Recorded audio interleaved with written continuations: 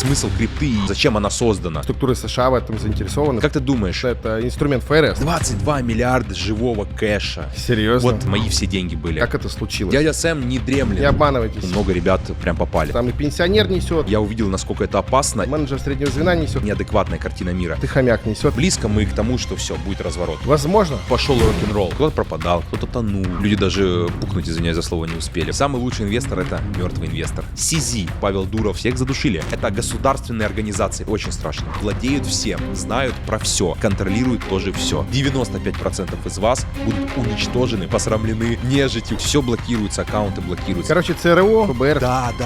все сидят. Давно сидят. Большое крипто-казино. Крупнейший в мире. Взращивают тренды, идеология биткоина, ламбы, инфлюенсеры, реклама. Все манипулятивно. Торгуют паттернами людей. Яхты покупали себе. Много есть документальных подтверждений. Зачем людям давать много? Крипта огромная, манипулятивная машина. Так скажу, это рейдерский захват. Разбойники какие-то. Людям же важна идеология. Люди должны во что-то верить. Всех нагнут. Друзья, всем привет! Новый выпуск на канале. И сегодня у меня в гостях Леонид Горанов, фаундер Криптус. И сегодня мы поговорим о том, крипта это скам и вселенский заговор, или же шанс стать богатым. Лео, привет! Наконец-то рад тебя видеть на нашем подкасте. Долго его планировали, долго собирались снять, и наконец-то ты здесь. Для тех, кто с тобой не знаком, расскажи кратко, кто ты и чем занимаешься. Я простой парень с большой дороги. Человек, который когда-то в свое время получил билет в жизнь благодаря криптовалюте, как следствие реализовал свои амбиции в Криптус, да, создали медиа, образовательный продукт, я бы сказал, создали бизнес, дело в этом рынке. 3 года нам исполнилось недавно. Блин, стареем. Поздравляю! Короче, ты занимаешься криптой, зарабатываешь на ней, и крипта — это вся твоя жизнь сейчас, как я понимаю. Я бы ответил таким образом. Заработок на криптовалюте, да, с течением времени там ушел на второй план, но мы его не отпускаем. То есть он, давай так, его форма, суть осталась, а форма чуть изменилась. Если раньше у нас были времена, когда мы там целые дома арендовали, у нас там воркеры были, мы даже когда-то их называли, там, знаешь, у нас посменно работали, типа Звонилкины, Ходилкины, Степан и так далее, то сейчас там этим занимается команда, да, которой мы выделяем ликвидность, то есть у них полноценные стратегии свои есть, да, они перед нами отчитываются, а мы сами зачастую инвестируем в ранние сделки, да, на ранних стадиях. Да, мы типа там, медиа, мы их получаем и так далее, но мы также рискуем, то есть тут нету никакой магии, мы также засаживаемся в рынок, просто это намного, как мне кажется, проще и консервативней. Ну, думаю, ты понимаешь, о чем я говорю, о каких сделках ранних, там, аллокации, вся вот эта история. Да, понимаю. Когда проект на ранней стадии выходит, еще до выхода на биржу, вы можете купить. Как это... Вот. Если он полетит, заработать, если не полетит, проиграть вместе Да, это со как, всеми. знаешь, в рынке по факту 2 правила есть. Вот спустя время я понял. То есть фундаментальных правила. Это первое, покупать, в зоне накопления не буду такие умные слова называть. Это когда очень хорошее стоит дешево, да, фундаментальное. Фундаментальное по там каким-то параметрам, сигналы, да, есть какие-то, не знаю, хорошие проекты. В зоне накопления. Мы объективно сейчас не находимся в этой стадии рынка, то есть уже все как бы дорого стоит. Либо же покупать то, что еще не вышло в рынок и ожидает, когда оно оценится рынком, да, а ты покупаешь это по фиксированной цене. Мы же всегда идем по пути наименьшего сопротивления, да, мозг у нас ищет самые хорошие варианты, не знаю, самые выгодные, понятные, безопасные прежде всего. И вот в моем понимании это самый такой безопасный вариант. Кайф, мы еще поговорим про все стратегии, как поднять бабла и как не соскамиться, не потерять свой депозит. Ты сказал, что крипта дала тебе билет в жизнь. Как ты попал в крипту? Почему крипта? Как это случилось? Простая история. Я там в 20 с копейками лет был студентом, учился в Макаровке, да, на судоводителя в Санкт-Петербурге, переехал с маленького города Мурманск. На разных работах работал, да, там и в такси работал, и в школе английского языка работал. В общем, жил не очень богато, то есть сам как-то старался суетиться. И у меня был товарищ, мой одноклассник, какой одноклассник, он со мной в школе учился, он старшеклассник, наоборот, а он уже бизнесом занимался. Да, как раз ты его знаешь, Герман, там, в Аргентине. Там я на него работал, и в итоге он меня пригласил в Уфу в один день. Я представь, неделя, это в мое день рождения, 5 декабря, я нашел себе девушку, с которой по сей день я снял себе крутую, хорошую квартиру, по меркам той, которая у меня была. И я нашел себе интересную работу хорошим, менеджером в английской школе. Я английский изучал, и на самом деле он мне в этом плане помог. И он мне звонит, говорит, типа, Лень, прилетай в Уфу, есть какая-то интересная тема в крипте, не знаю, что вообще происходит, просто прилетай, интересно. А я человек, я особо не думаю, да, то есть если есть какой-то шанс, если что-то интересно, я влетаю. И так получилось, что мы туда попали, там был крипто-стартап, который не полетел, он уже был в стадии своего завершения, так сказал, да, предприниматели, Web2, сделали крипто-стартап, не понимая ничего, просто вот за хайпом пошли, пригласили парней, которые там трафиком умели заниматься, чтобы типа, парни, сделайте нам с ним что-то. Ну, ничего не получилось сделать. Но в итоге на вот этом базисе, который остался, там 70 человек подписчики, мы подумали, типа, почему бы нам не развивать новостник свой, да? И как раз те времена были. У меня первый мой опыт был, да, у меня 60 тысяч рублей было когда-то в крипте. Не когда-то, ну, в общем, когда я туда приехал. Мы тогда не понимали, что, то есть мы не понимали, что такое DEX, что на DEX нету стаканов, да, там по-другому работает вся история. В мемпуле можно отсматривать эти, ну, в общем, эти терминологии, можно все эти анчейн транзакции видеть. И мы токен такой, Рубик был. И мы на нем покупали, и он там, они, как я понял, индусов нагнали и маркетмейкинг подключили. И он прям, знаешь, там 3-5 иксов в день вообще ралли были. И мы думали, что это, знаешь, как сказать, казино покупали, продавали на хаях, смотрели на этот график на децентрализованных биржах и не понимали, что на самом деле он с запозданием 3-4 минуты уже, можно было все ончейн смотреть. Ну, в общем, мы заработали первые деньги, и потом я вайтлист выиграл. Мы часто там на стримах рассказываем эту историю. Я выиграл вайтлист в проекте Суперфарм, это какой-то там блогер американский, на начале прошлой бычки делал проект. И я купил его за $3000, да, там потратил $500 на газ в эфире и продал через полчаса за 22 тысячи баксов. Да, то есть вот мне там 22 или 21 год, и то есть я вложил там $2500, которые собрал там, это мои все деньги были, и там еще подзанял у парней на комиссию, и продал за 23 или 25 тысяч долларов. У меня вообще картина мира изменилась, то есть я не мог представить, что так возможно. Я думал, такие деньги только на криминале зарабатываются, либо, не знаю, надо быть сыном каких-то родителей. И это позитивное подкрепление, и после этого пошел рок-н-ролл. CoinList аккаунты, фермы, компьютерные клубы, мы все это захватили, это прям было крутое время, потом фермы, мы там дома снимали, у нас там вот эти воркеры были, Степен мы полностью, мы прям с самого начала были, вот с самого начала мы, во-первых, играли, ферму делали, и во-вторых, мы токен GMT откупали, у нас сигнал публичный, мы сразу просчитали, что он будет расти, мы по 25 сигнал людям сказали, ребят, заходите на всю котлету, и мы сами сначала зашли, там прям очень много забрали, и всякие амбассадорские программы тоже везде залетали, я лично ноды ставил. Есть представление, что такое ноды? Я сам, да, без... Ну, сервак надо ставить, настраивать. Это хардкор. Я вот сидел, неделю ходил вокруг компьютера, я, знаешь, подойти не мог с гайда. И потом в один момент сел, там мне помогли в комьюнити, я разобрался, поставил, оттуда мы $1400 вынесли с этого проекта. Moonbeam, Moonriver. Да. Вау, да. Красавчики. Помню этот проект. Привет этому проекту, спасибо. Вот, ребята, как надо залетать в крипту. За год там, тут сделка с 2 до 20. CoinList даже не спрашиваю сколько. Потом поставил ноду, тоже там сняли 400к. Красавчики. Ну, понятно, у тебя есть позитивное подкрепление, потому что в каких-то, ну, первых, либо в одних из первых кейсов ты понял, что здесь можно делать деньги, их можно вывести, пощупать. Небось тебе мама говорила, Лео, это не реальные деньги, это токены. Потом, когда снимаешь доллары, ты говоришь, это реальные доллары, да? Вот, ты понял, что это можно все обкэшить? Не было такого ощущения, на самом деле, как сказать, есть такая не дилемма, а, как по-правильному, эффект, я бы так его назвал, да? Человек, когда получает такой позитивный опыт хороший, он думает, что это все реально, то есть максимально реально. Это тот урок, который я вынес после бычки, да, когда она закончилась, что выигрывает в крипте лишь тот человек, который заранее до пикового роста успел просто выйти, зафиксировать это в кэш, в бетон, неважно. То есть потому что все эти цифровые, как по нашему опыту, всякие эти дигены, профессионалы и так далее, да, на медвежке остались реально без денег. То есть единицы, те, кто вынес этот кэш и там в реальную жизнь, да, улучшил качество своей жизни вот да, там, в то время. И поэтому это главное правило. Я помню, у меня такой пример, возможно, зрителям будет полезно, они себя могут в этом увидеть. Это не зазорно, в этом нету ничего плохого, это просто данность. Я тоже в такой парадигме жил. Я просто, когда увидел на примере своего товарища, которого я потянул в крипту, я увидел, насколько это опасно и насколько это неадекватная картина мира. Это как раз проект Степан был, я человека, там, товарища своего по юношеству со школы потянул, и он нам там помогал, он такой менеджер, активный очень, и он тоже зашел в Степан, хорошо, вместе с нами. Я как-то с ним общался, и он в какой-то момент думал, что Степан — это новый Apple. То есть настолько это что-то... Серьезно? Да. То есть это его первый опыт был, самый первый опыт. То есть представь, человек вот крипту узнал со Степана, который растет, где ты ходишь, зарабатываешь деньги, большие, да, деньги, можешь как бы мультиплицировать, печатный станок, я бы так его назвал. И человек думал, что это что-то незыблемое. И это очень страшно. Я его переучил. Поэтому, ребят, не обманывайтесь всякими токенами, мемкоинами, прочим. Всегда фиксируйте прибыль и выводите это в кэш. Правильно, верно. Слушай, вот были времена, когда вы там абузили CoinList, Степан, другие ходилки, бродилки, что угодно там. Но сейчас вы прям медиакомпания. Вот, вы выпускаете много видео. Как сейчас выглядит компания, что вы успеваете и видосы на YouTube выпускать, и заниматься криптой? Углубление разделения труда, да, как классика капитализма. Каждый человек делает свою задачу. Тут, знаешь, такая двоякая история. Нам Криптус открывает возможности в крипте. Возможности в крипте открывают возможности для заработка. Тут такие две истории, потому что сейчас...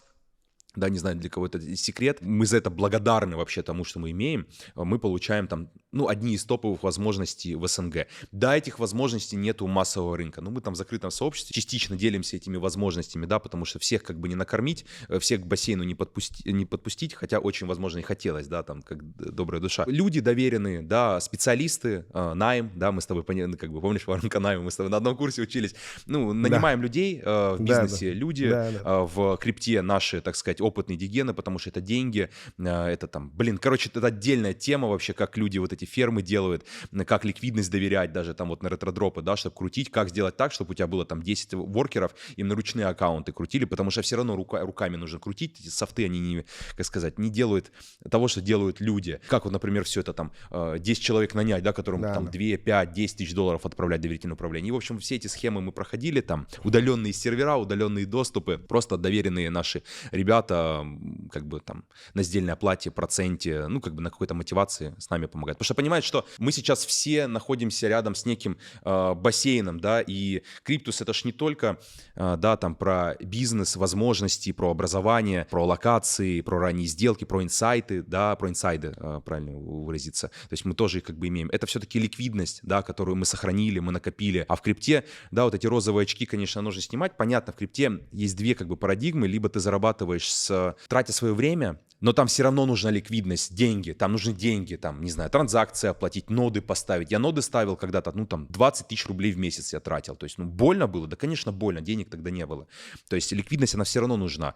Либо нужно быть совсем как бы хардкорным и отбитым, чтобы тратить там по 8-12 часов в день и реально без денег вот начать суетиться, там, в проекты устраиваться, писать, вайт-листы идти получать, продавать их, да, там, в небиржевых сделках. Либо это ликвидность для того, чтобы, давай сейчас вот нарративы сейчас так покроем, понятно, можно их углубиться. Как сказать, дропы за ликвидность, новая популярная тема, я не очень ее люблю. Вот эти Blast, Eigenlayer и прочие вот эти проекты, где ты лочишь свою ликвидность, и за них потенциально можешь получить дропы. Я так все это после UST не люблю. Вообще, у меня прям не стоит. Я тоже. Не стоит на это. Ты сильно попал? Я вообще нет. Нас, да, нам медом. Как бы для меня, когда что-то дает 20-30% в стейблкоине, мне сразу вопрос, а кто за это платит? Кто банкует? Да, хотя у меня там, много ребят прям попали, там, от 20 до 50 тысяч долларов чеки прям сгорели. Не, я был в другом часовом поясе, и у меня там небольшая сумма была, по-моему, 5. Вот, и я открываю телегу, начинаю читать, что происходит, что курс уже не доллар к доллару, да, по 0,6, по-моему, продал все, и хорошо, что продал. Хорошо, нужно уметь принимать убыток, это на самом деле психология рынка, да, она такая сложная штука, вот ты понимаешь, что как бы ты пикируешь, да, ты не понимаешь, какой исход будет у этого, то есть твои надежды, это какие-то там искажения твои, да, то, что там это вырастет, а может не вырастет, не знаю, готов ли ты сейчас по своему риск-менеджменту, по своей стратегии принять этот убыток, да, зачастую принять убыток, это вот как в твоем случае, это самое верное решение. Да, ты потерял 40%, но ты не потерял 100%. Я понимаю, что будет 0. Просто будет 0, и, уже все идет к тому, что никто там не зальет ликвидности, проекту конец, и будет 0. Надо просто по маркету просто ставить все, ордера. Окей, про Криптус. Понятно, что сейчас вы отдаете какой-то фарм проектов, например, где нужно какие-то ручные действия делать своей команде, а сами больше сейчас занимаетесь медийкой, развитием комьюнити, выстраиванием социального капитала, социальных связей с проектами, и так это сейчас работает. И плюс еще вы делаете свой образовательный проект, продолжаете делать. Правильно я понимаю структуру сейчас? Да, но я бы выставил, там, на текущей стадии я бы, так называть, там, выстраивание социального капитала, да, знакомство с проектами, вообще как бы, то есть мы сейчас в маркетинг где-то уходим, то есть это личное направление я курирую, венчур, да, в том или ином виде, то есть я всех игроков знаю на рынке, да, кто там поставляет эти аллокации, кто-то знакомит с кем-то, где-то точные проекты, вот, например, у Нуткоина мы им контрибьютили, делали образовательную программу внутри, сейчас еще ряд проектов там на Тоне, я за Тоном вижу, Тон очень крутой, то есть все, они как бы заявили, проекты рейзят деньги, колоссальные раунды, там переподписки, и сейчас с точки зрения технологического стека и юзер-экспириенса, как люди, как пользуются они, да, то есть насколько это удобно, телега вообще далеко ушла вперед и будет уходить вперед, я на нее реально делаю ставку глобально, ряд проектов, с которыми мы общаемся точно, чтобы помогать по маркетингу за это, то есть правильно выстраивать там программы, реферальные, airdrop программы, да, чтобы как комьюнити комьюнити-менеджмент весь это делать, для того, чтобы за это получать какие-то там бенефиты себе и проекту давать. То есть вин-вин история, прикасаться к чужому успеху. Потому что есть экспертиза в рынке, есть понимание того, как массовый игрок себя ведет, да, и что ему по факту нужно. И это тоже такая нарративная часть, которая интересна. Почему, возможно, там многие подписчики посмотрят, типа, ребят, ну вот вы же, грубо говоря, там в закрытом сообществе на YouTube, возможно, это мое искажение, но я так вижу, говорите, что вот там делайте то, делайте это. Ну, крипта простая, коллеги, вы поймите, она вообще простая. То есть уже нету такого интереса, вот как раньше, да, что для тебя это просто океан какой-то. Все вот эти активности на Земле, они простые, понятные, все. Тратишь время свое, делаешь все, что есть, пылесосишь все, ты не знаешь, откуда придет. Где зарейзили много денег, там активничаешь. Дальше уже везение, потому что это, ну, сугубо везение. 50% твоих усилий, 50% везения. Конечно, это можно делегировать на команду. То есть самим уже просто неинтересно этим заниматься. Вот интересно создавать такие истории. Интересно, что прикоснуться к успеху проект, например, который, не знаю, там, единорогом станет, да, в Телеграме, потому что там новая биржа. Вот это интересно. Это прикольно, да, это интересно. Друзья, в этом выпуске будет много различных терминов, которые вы, возможно, не знаете, но если вам интересно, вы хотите понимать, как работает крипта, у ребят из Криптусов на канале дофига крутых и полезных видео, по которым когда-то изучал крипту я сам. Поэтому переходите на их канал, подписывайтесь и смотрите, что такое тестнеты, airdropы, как купить на бирже крипту, как купить на дексах крипту, что такое дексы. Все, ребят, есть бесплатно. Когда я заходил в крипту, разбирался, я смотрел канал ребят. Про Криптус мы поговорили. Давайте теперь поговорим, в каком сейчас состоянии криптоиндустрия, крипторынок, да, и чего ждать в 2024 году. Первое, что хотел бы спросить, чем вызван текущий булран? Как мы понимаем, он начинается. Давай тут сразу дисклеймер скажу. Я не хочу, то есть я что понял, да, тоже будучи в рынке, что тем, кому везет сделать удачный прогноз, они потом получают лавры, да, но это какие-то единичные случаи. Зачастую люди ошибаются, и крайний рост, там, аномальный, я бы его так назвал, да, потому что никто не мог предугадать. Все на конец года ставили, да, после лета, да, там, бычка в 25-м году. В итоге получилось что? Нет, ребят, она будет в первом квартале этого года. И никто, все были, ну, я так скажу своим коллегам, ну, все были посрамлены, это так называется, да, то есть никто не угадал. И мы понимаем, что манипулятор всегда будет, то есть большой игрок, большой капитал, да, кто-то вот, кто ставит музыку, он всегда будет идти против толпы. И мы не предугадаем, это как черный лебедь, да, то есть черный лебедь, его ты никогда не можешь предугадать, что, где он будет, каким он будет, ты даже не можешь представить. Да. Это знаешь, как ожидание, что следующий крах будет стейблов, да, потому что у нас есть опыт в голове, предыдущий UST, да нет, ребят, может не стейбл будет, может регуляторная какая-то политика будет и вообще перекроет, ну, там много можно придумывать и так далее. Сейчас в каком состоянии рынок, я рассказываю сугубо своей позиции, я не претендую ни на какую экспертность, просто я нахожусь в рынке долго, часто, да, каждый день, нахожусь в правильных комьюнити, общаюсь с правильными людьми, порой слушаю правильные подкасты, у меня сформирован позитивный и негативный опыт, который вот позволяет мне смотреть через мою призму на этот рынок. Все, вот это я хочу сразу такой дисклеймер дать, чтобы люди как бы адекватно относились. Ну, первое, чтобы я отметил, ставка, хотя Никита, мой партнер, спикер, да, он вообще не смотрит на ставки, на ФРС, вообще в этом не разбирается, его можно понять, он правильно говорит, а когда рынок-то рос, ну, опять же, тогда была ставка 0, да, и ликвидность заливали, квартальные вот эти смещения были.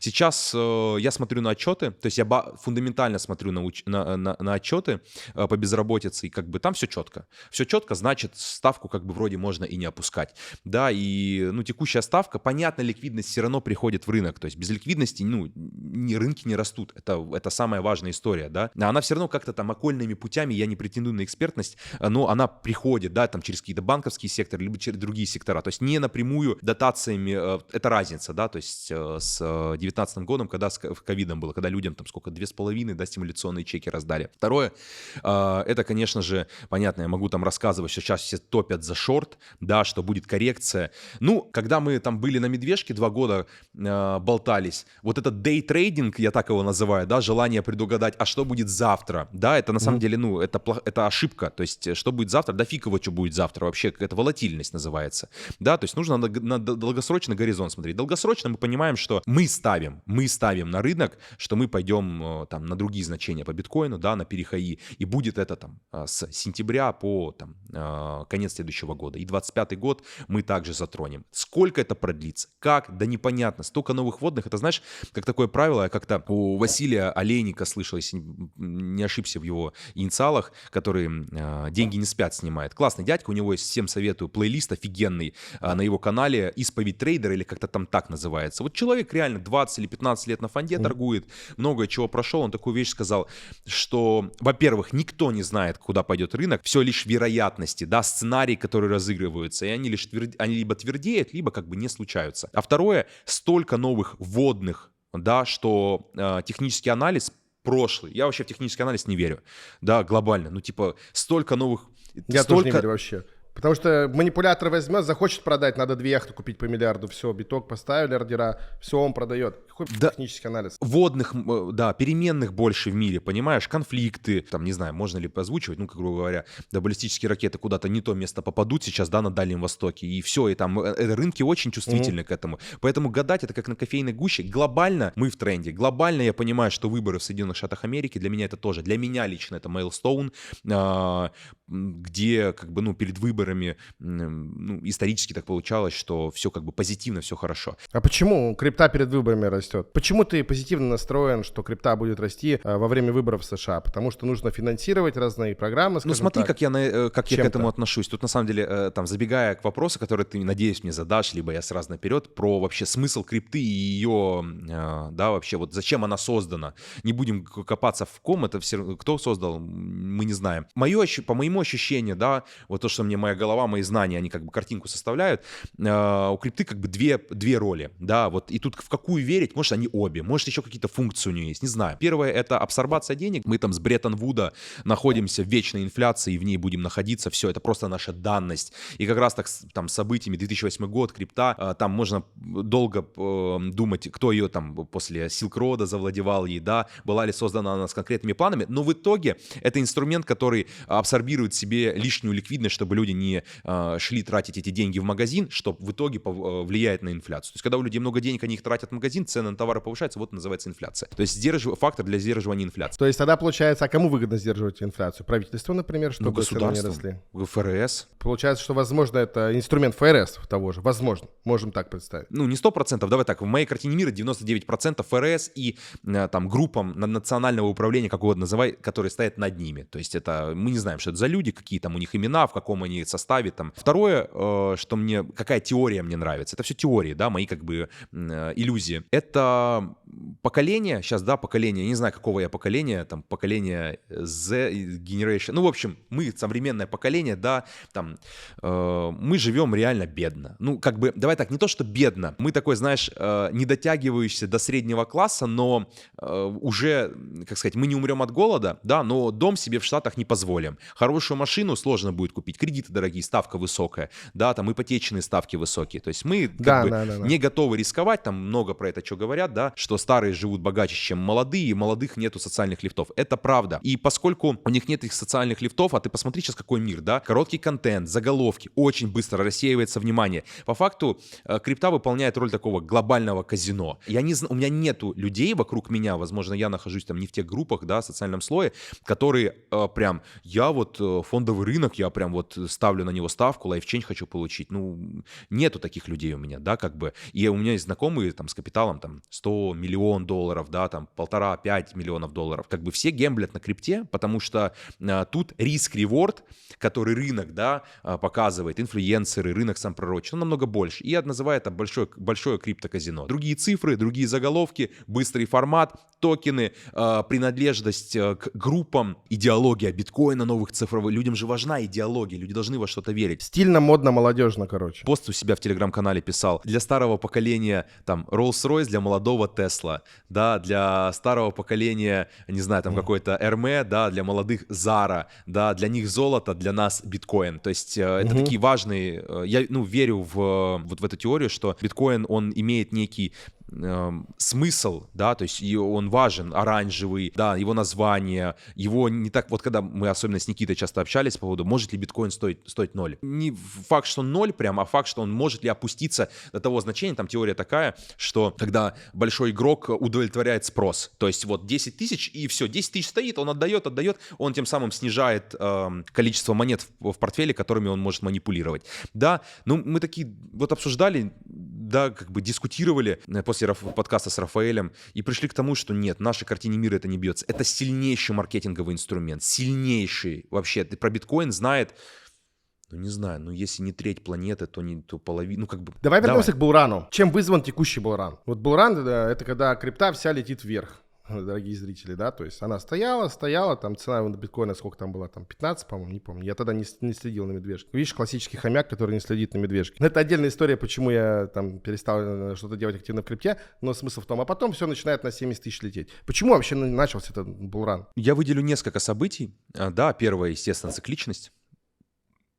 То есть все, что было порочное, все, что имело власть в рынке, все вытряхнули. Сэм Бэнкман-Фрид, UST, разные компании-зомби, да, так называемые фонды-зомби, которые сильно излишне рисковали, то есть они все вытряхнули. Все, мы пошли на низ, да, там обанкротились компании, понятно, эти лоты биткоинов, которые были на счетах у биржи, FTX и так далее, они все выкуплены, то есть выкуплены кем? Там Goldman Sachs, да, JP Morgan и так далее, да, там большим конгломератом вот этих компаий, то есть все, как бы биткоин коснулся своего там локального вот этого, ну не знаю, я в терминологии не особо шарю, ну как бы для меня это локально, как это дно, да, это к тому, что не факт, что он снова туда не пойдет, либо ниже. Дальше пошел под биткоин ETF, то есть это сильное событие, да, которое очень сильно отыграло, вот все спекулировали на фоне него, как оно отыграет, оно по факту сильно отыграло.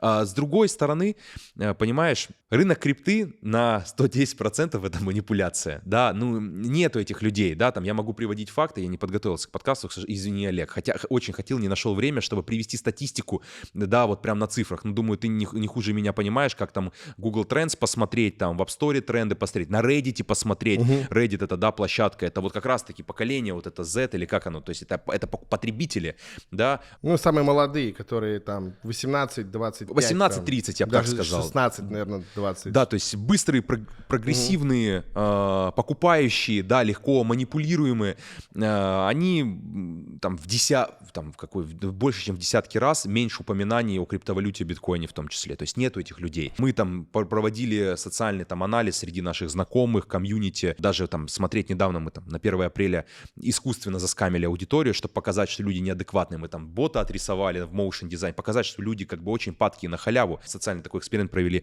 И мы в одном из отчетов, видео посмотрел достаточное количество людей, меньше всего людей, которые в рынке 3 месяца.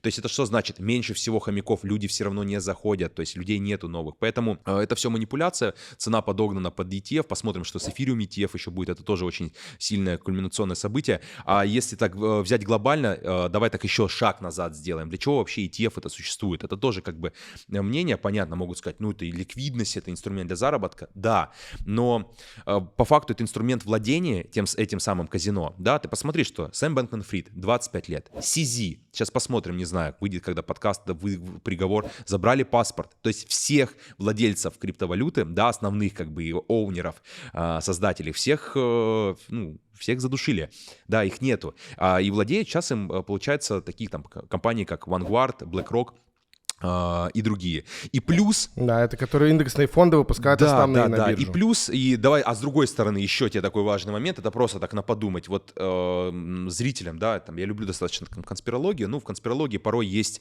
это размышления некие, размышления, как может быть, а кому это выгодно. Как ты думаешь, когда-нибудь такие организации, как BlackRock, Vanguard, да, там, Fidelity, чтобы ты понимал, это там Министерство бизнеса, я так назову, да, то есть это прям, это государственные организации, по факту, это кошельки государства, Соединенных Штатов Америки. Мощная, очень, огромная да, компания. то есть они взращивают тренд. Крупнейшие в мире. Взращивают тренды. Как ты думаешь, они бы запускали, лоббировали бы биткоин ETF и прочие вот эти инструменты, если бы не такой, мы не знаем, кто владеет вот этими биткоинами на спящих кошельках, это такой риск большой, да, просто запустим, мы хотим с этого заработать. Владеют всем, знают про все, контролируют тоже все.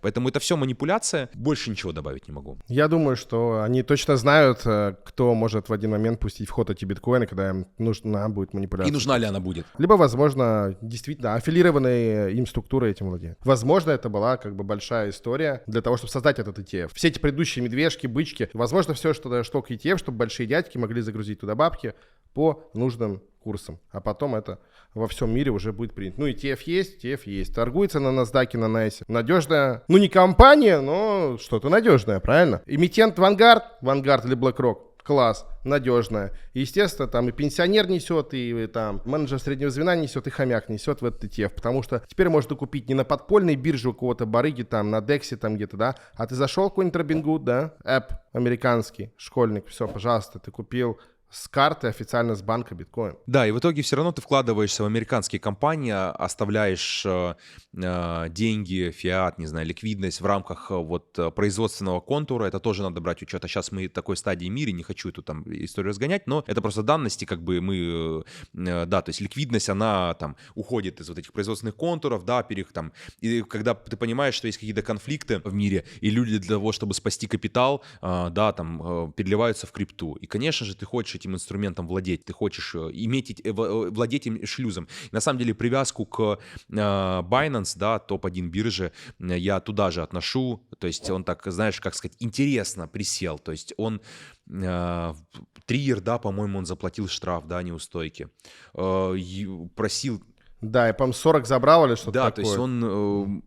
Осталось у него. Ну, я говорю к тому, что да, то есть человек максимально шел навстречу, то есть как сказать, как имидж формировался, да, а в итоге нет, его держат, посмотрим, какой сейчас приговор будет. Как будто бы это, знаешь, я как-то одну фразу такую интересную услышал, общался с одним человеком, предлагали подключиться к промоушену биржи новой, человек работал раньше там, с випами работал на FTX, да, я так вообще про CZ рассказал, что про Binance думаешь, там риски, и человек, это понятно, его мнение, это авторство, да, и его слова, он сказал, что, мне эта фраза очень понравилась, что CZ это по факту в моменте был самый богатый человек в мире. Он владелец всего этого казино. То есть он владелец всего, да, он самый большой маркетмейкер. И сейчас этот человек как бы, ну, знаешь, как сказать, я это, там, исходя нашего СНГ, российского опыта, я так скажу, это рейдерский захват в том или ином виде, да, то есть у человека есть сеть заправок, вот их, эти сеть заправок забирает, чтобы свои машины, как сказать, с машин зарабатывать. Возможно, но будем надеяться, что это не убьет крипторынок, если его там надолго посадят. Не убьет, нет, это наоборот, это сигналы о том, что рынок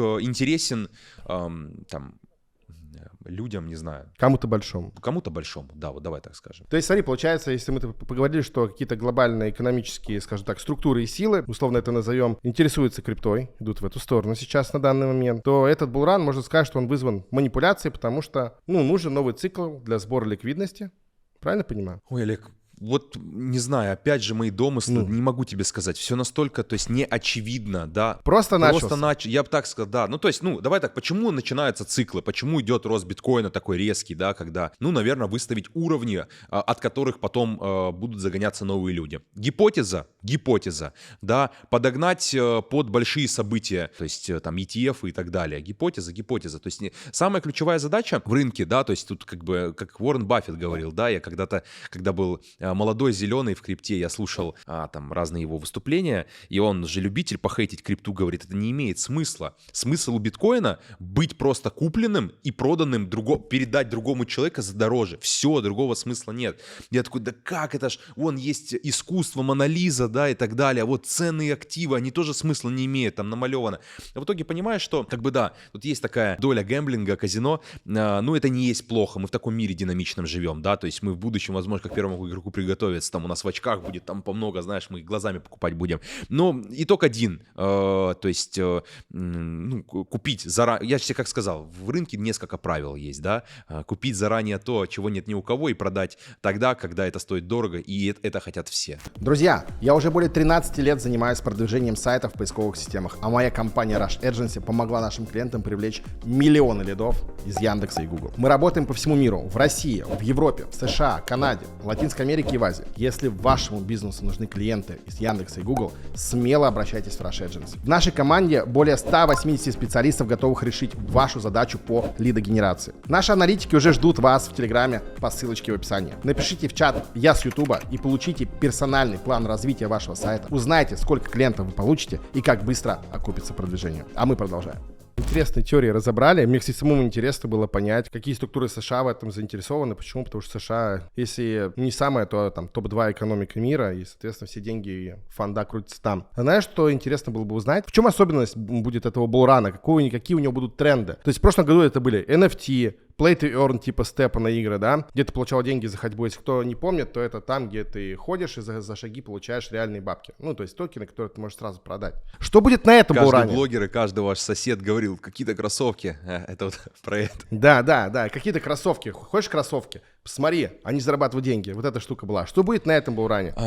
Ну, давай так, глобально по трендам, вот там, ну, то есть тренд, например, Степана, его не предугадать. То есть, чтобы ты понимал, история Степана, мы про него узнали еще в декабре, ну, то есть, вот если взять хронологию, что февраль мы выпустили первое видео, да, февраль, март, он прям начал расти, токен выпустили GMT, потом мы узнали про него еще в декабре. Обратили ли мы тогда на него внимание? Да нет, это на хакатоне было написанное приложение, которое лагало, в нем невозможно, у меня даже переписка в чате есть там с фандом одним, он говорил, типа, парни, можете по приколу чекнуть, да, вот там можно ходить, кроссовки, я говорю, чё вообще, какой, типа, мы амбассадорские программы, ноды ставим, ты чё, мужик? Да, 100%. Не приугадать, вирусы не приугадать, то есть вирусные, виральные такие штуки не приугадать, ну, заранее, то есть наперед, там, на будущее, да, возможно, когда они зарождаются. NFT, давай так начнем с третьего, да, там, с крайнего, так бы сказал. NFT, 100%, мы на него тоже делаем ставку, уже присматриваемся к, тут, конечно, для хайбанков история, да, то есть для тех людей, у которых есть деньги, к Тир-1, да, к коллекциям, там, Bored Ape Yacht Club, их вторая коллекция, майки, пингвины и так далее. Для чего? Это все валидация твоего wealth, успеха, состояния. То есть, ну, ты менее, у тебя будет больше толерантность, когда тебе какой-то проект, они все там взаимосвязаны, да, шерят сейчас, вот недавно, не могу вспомнить этот проект, ну, грубо говоря, два проекта, не могу вспомнить эти названия, ну, грубо говоря, пингвинам и Миледи, вот есть коллекция, можете посмотреть, им недавно дропы раздали, пингвинам вообще прям стоимость этих...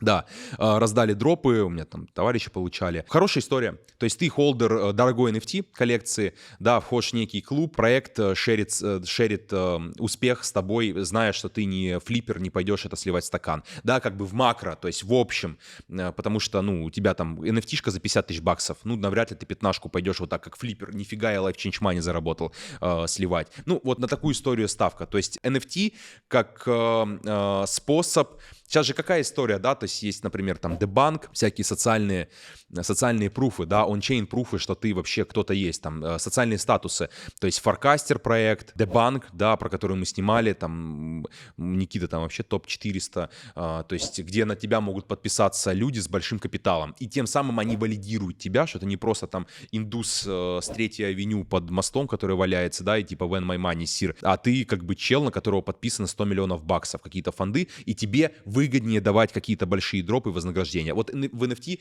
соцпруф такая же история. Дальше Layer 2 на эфириуме. 100% это вообще большая... Вообще эфириум... А можешь рассказать простыми словами, что такое Layer 2? Это то, что позволяет, используя безопасность эфириума, суперкомпьютера, можно так сказать, вот этой супер децентрализованной большой сети, да, которая хоть там децентрализованная, надежная, но очень тяжелая и дорогая в транзакциях. То есть я недавно там, сейчас упали транзы, но до этого 20 баксов просто на транзу было, там, это 2000 рублей, типа, ты отправляешь просто, чтобы просто отправить стейблкоины. Layer 2 призван, там есть разные технологии, там, оптимизм, ZK, там, нулевое доказательство, не буду в это уходить. В общем, эти сети, они позволяют делать транзакции дешевле, и сейчас вообще очень дешево. То есть сейчас недавно обновления были, они там вообще в десятки, в 20 раз упали. Но при этом, используя безопасность эфириума, это очень важно, потому что эфириум очень ликвидный, да, и там атака 51 невозможно, да, то есть очень много нод установлено, ну, не нод, сейчас там не ноды, сейчас там типа proof of stake, то есть там стейкают, да, стейк. Ну, то есть к тому, что он безопасный. И для того, чтобы ты говоришь, типа, чувак, я в итоге там финальные блоки ты будешь, грубо говоря, подтверждать на эфириуме, а мы как-то их там почковать будем, там как-то разные технологии есть. То есть это безопасность. Тех интересует безопасность и скорость. То есть это как, например, у Виталика, да, его дилемма. Ну да, окей. Дилемма, то есть типа треугольник, грубо говоря, там скорость, масштабируемость и безопасность. И, типа эти задачи 3 сложно решить. И вот они как-то по одной пытаются их там решать. Окей, Layer 2 решение. А что еще будет интересно? Прям новый взрыв, разрывная какая-нибудь, как NFT, когда полетели NFT. NFT вообще был просто взрыв тогда. Картинки, которые блин, подписано на блокчейне. Ну ты помнишь, как это вообще? Все говорили про NFT. Ну, потому что NFT, понятно, NFT. потому что массовому пользователю картинка непонятна. Ему непонятно 0,01 там десятый эфириума, чё, какая вообще доля. А картинка с обезьяной с косяком в зубах, которую рекламирует Eminem, ему больше понятно. Поэтому каждый второй пользователь и анбордился через NFT. Это просто, ну, работа мозга, он так функционирует. Мы любим картинки, развлекаловку и так далее, да, поэтому так все это работало. Касательно нарративов, давай бы я в топ-1 бы выделил, хотя на самом деле Layer 2 на эфириуме я туда выбрал. Я не верю, как в прошлом цикле это умрет история с этими эфириум-киллерами, да, блокчейнами новыми и так далее. Они не имеют смысла, то есть они просто сдуваются, они небезопасные. Эфириум как бы будет гегемоном, и все будет на нем. Это такой суперкомпьютер, да, суперинтернет. Все, что связано со стейком ликвидности, да, это новый нарратив, скажу честно, он мне не нравится, он для хайбанков, он там, ну, в моем понимании, с риском, но как бы там Eigenlayer, да, со своей там надутой капитализацией в 12 миллиардов долларов, это типа вообще капец, типа, ну, это результат, то есть это 100% нарратив. Сейчас посмотрим, как они раздавать будут дропы. Как это работает? Если у меня, допустим, есть 10 тысяч долларов, я могу залочить в эту систему, ну, в этот протокол, и они потом мне там... Там простая история, там типа ты стейкаешь эфир, за то, что ты предоставляешь ликвидность, тебе начисляют там всякие поинты, да, и ты плюс она у тебя высвобождается, и ты эту ликвидность еще можешь дальше там мультиплицировать доходность на нее. Ну, то есть классический как бы DeFi, просто он сейчас завернут, более популярный сейчас в нарративе. А что бы я еще выделил, это тон, да, я не сказал, и давай так, я не поставлю его на место, но зная то, как он сейчас развивается, зная, какие конференции проходят, кто там выступает, какие фонды присматриваются к проектам, какие проекты предлагают, с какими фондами на борту.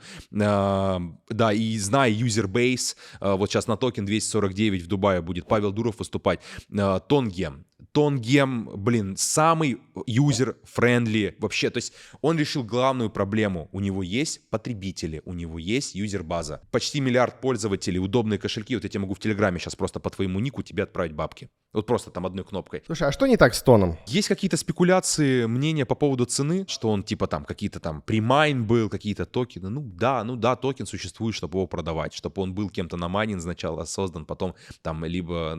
Я не вижу в этом глобальной проблемы. То есть я не вижу, что вот сейчас типа памп-дам, типа там тон до 8 отлетает, да, грубо говоря. То есть я эти цифры на самом деле, $80 по нему вижу. И потом типа все такие злой гений, там Павел Дуров со своими там стейкхолдерами, да, токен-холдерами, его там в ноль отпускать. Да нет, не будет. Ну будет волатильность, как и везде на крипто. Ну и чё, типа. В общем, тон сейчас крутой. То есть я могу назвать вещи, по которым он реально крутой. То, как он развивается, сейчас там DEX, in-app приложения появляются. Вот эти, например, Notcoin, да, там феномен Notcoin, да, в своем роде. Да, это просто там идея, просто чуваки сделали прикольный продукт, он залетел, они написали white paper, эта вся идеология переросла вот в такой продукт, показала, что там может быть 30 миллионов пользователей, это, ну, 30 миллионов пользователей, у какого может быть криптопроекта реального? Да ни у какого, они все бомжи, нищие, на пользователей рисуют себе эти ТВЛы, да, производные от стоимости биткоина, да, то есть это искусственные раздутые пузыри. У Тона 900 миллионов пользователей. И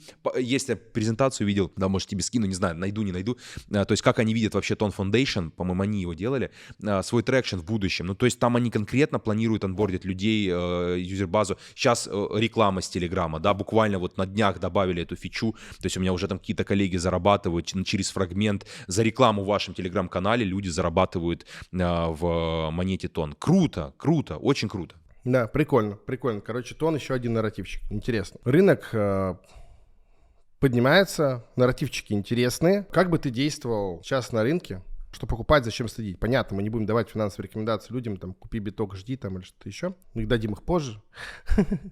Вот. Как бы ты сейчас действовал на рынке? Ну, не знаю, ну, там, банк у тебя 10 тысяч долларов. Давай я озвучу по-другому. Банк у меня до 10 тысяч долларов. То есть у меня банк, например, с 500 до 10 тысяч долларов. Вот как бы так, этот диапазон, потому что сложно порой там. Во-первых, там, понятно, я бы там, ну, там на какую-то копейку использовал все вот эти стейк ликвидности, да, там Blast, Eigenlayer и так далее, все эти проекты, Keppel DAO и так далее. Просто, ну, как бы это нарратив. То есть нарратив, он как бы пророчит чем-то перспективным, да, то есть просто нужно залетать.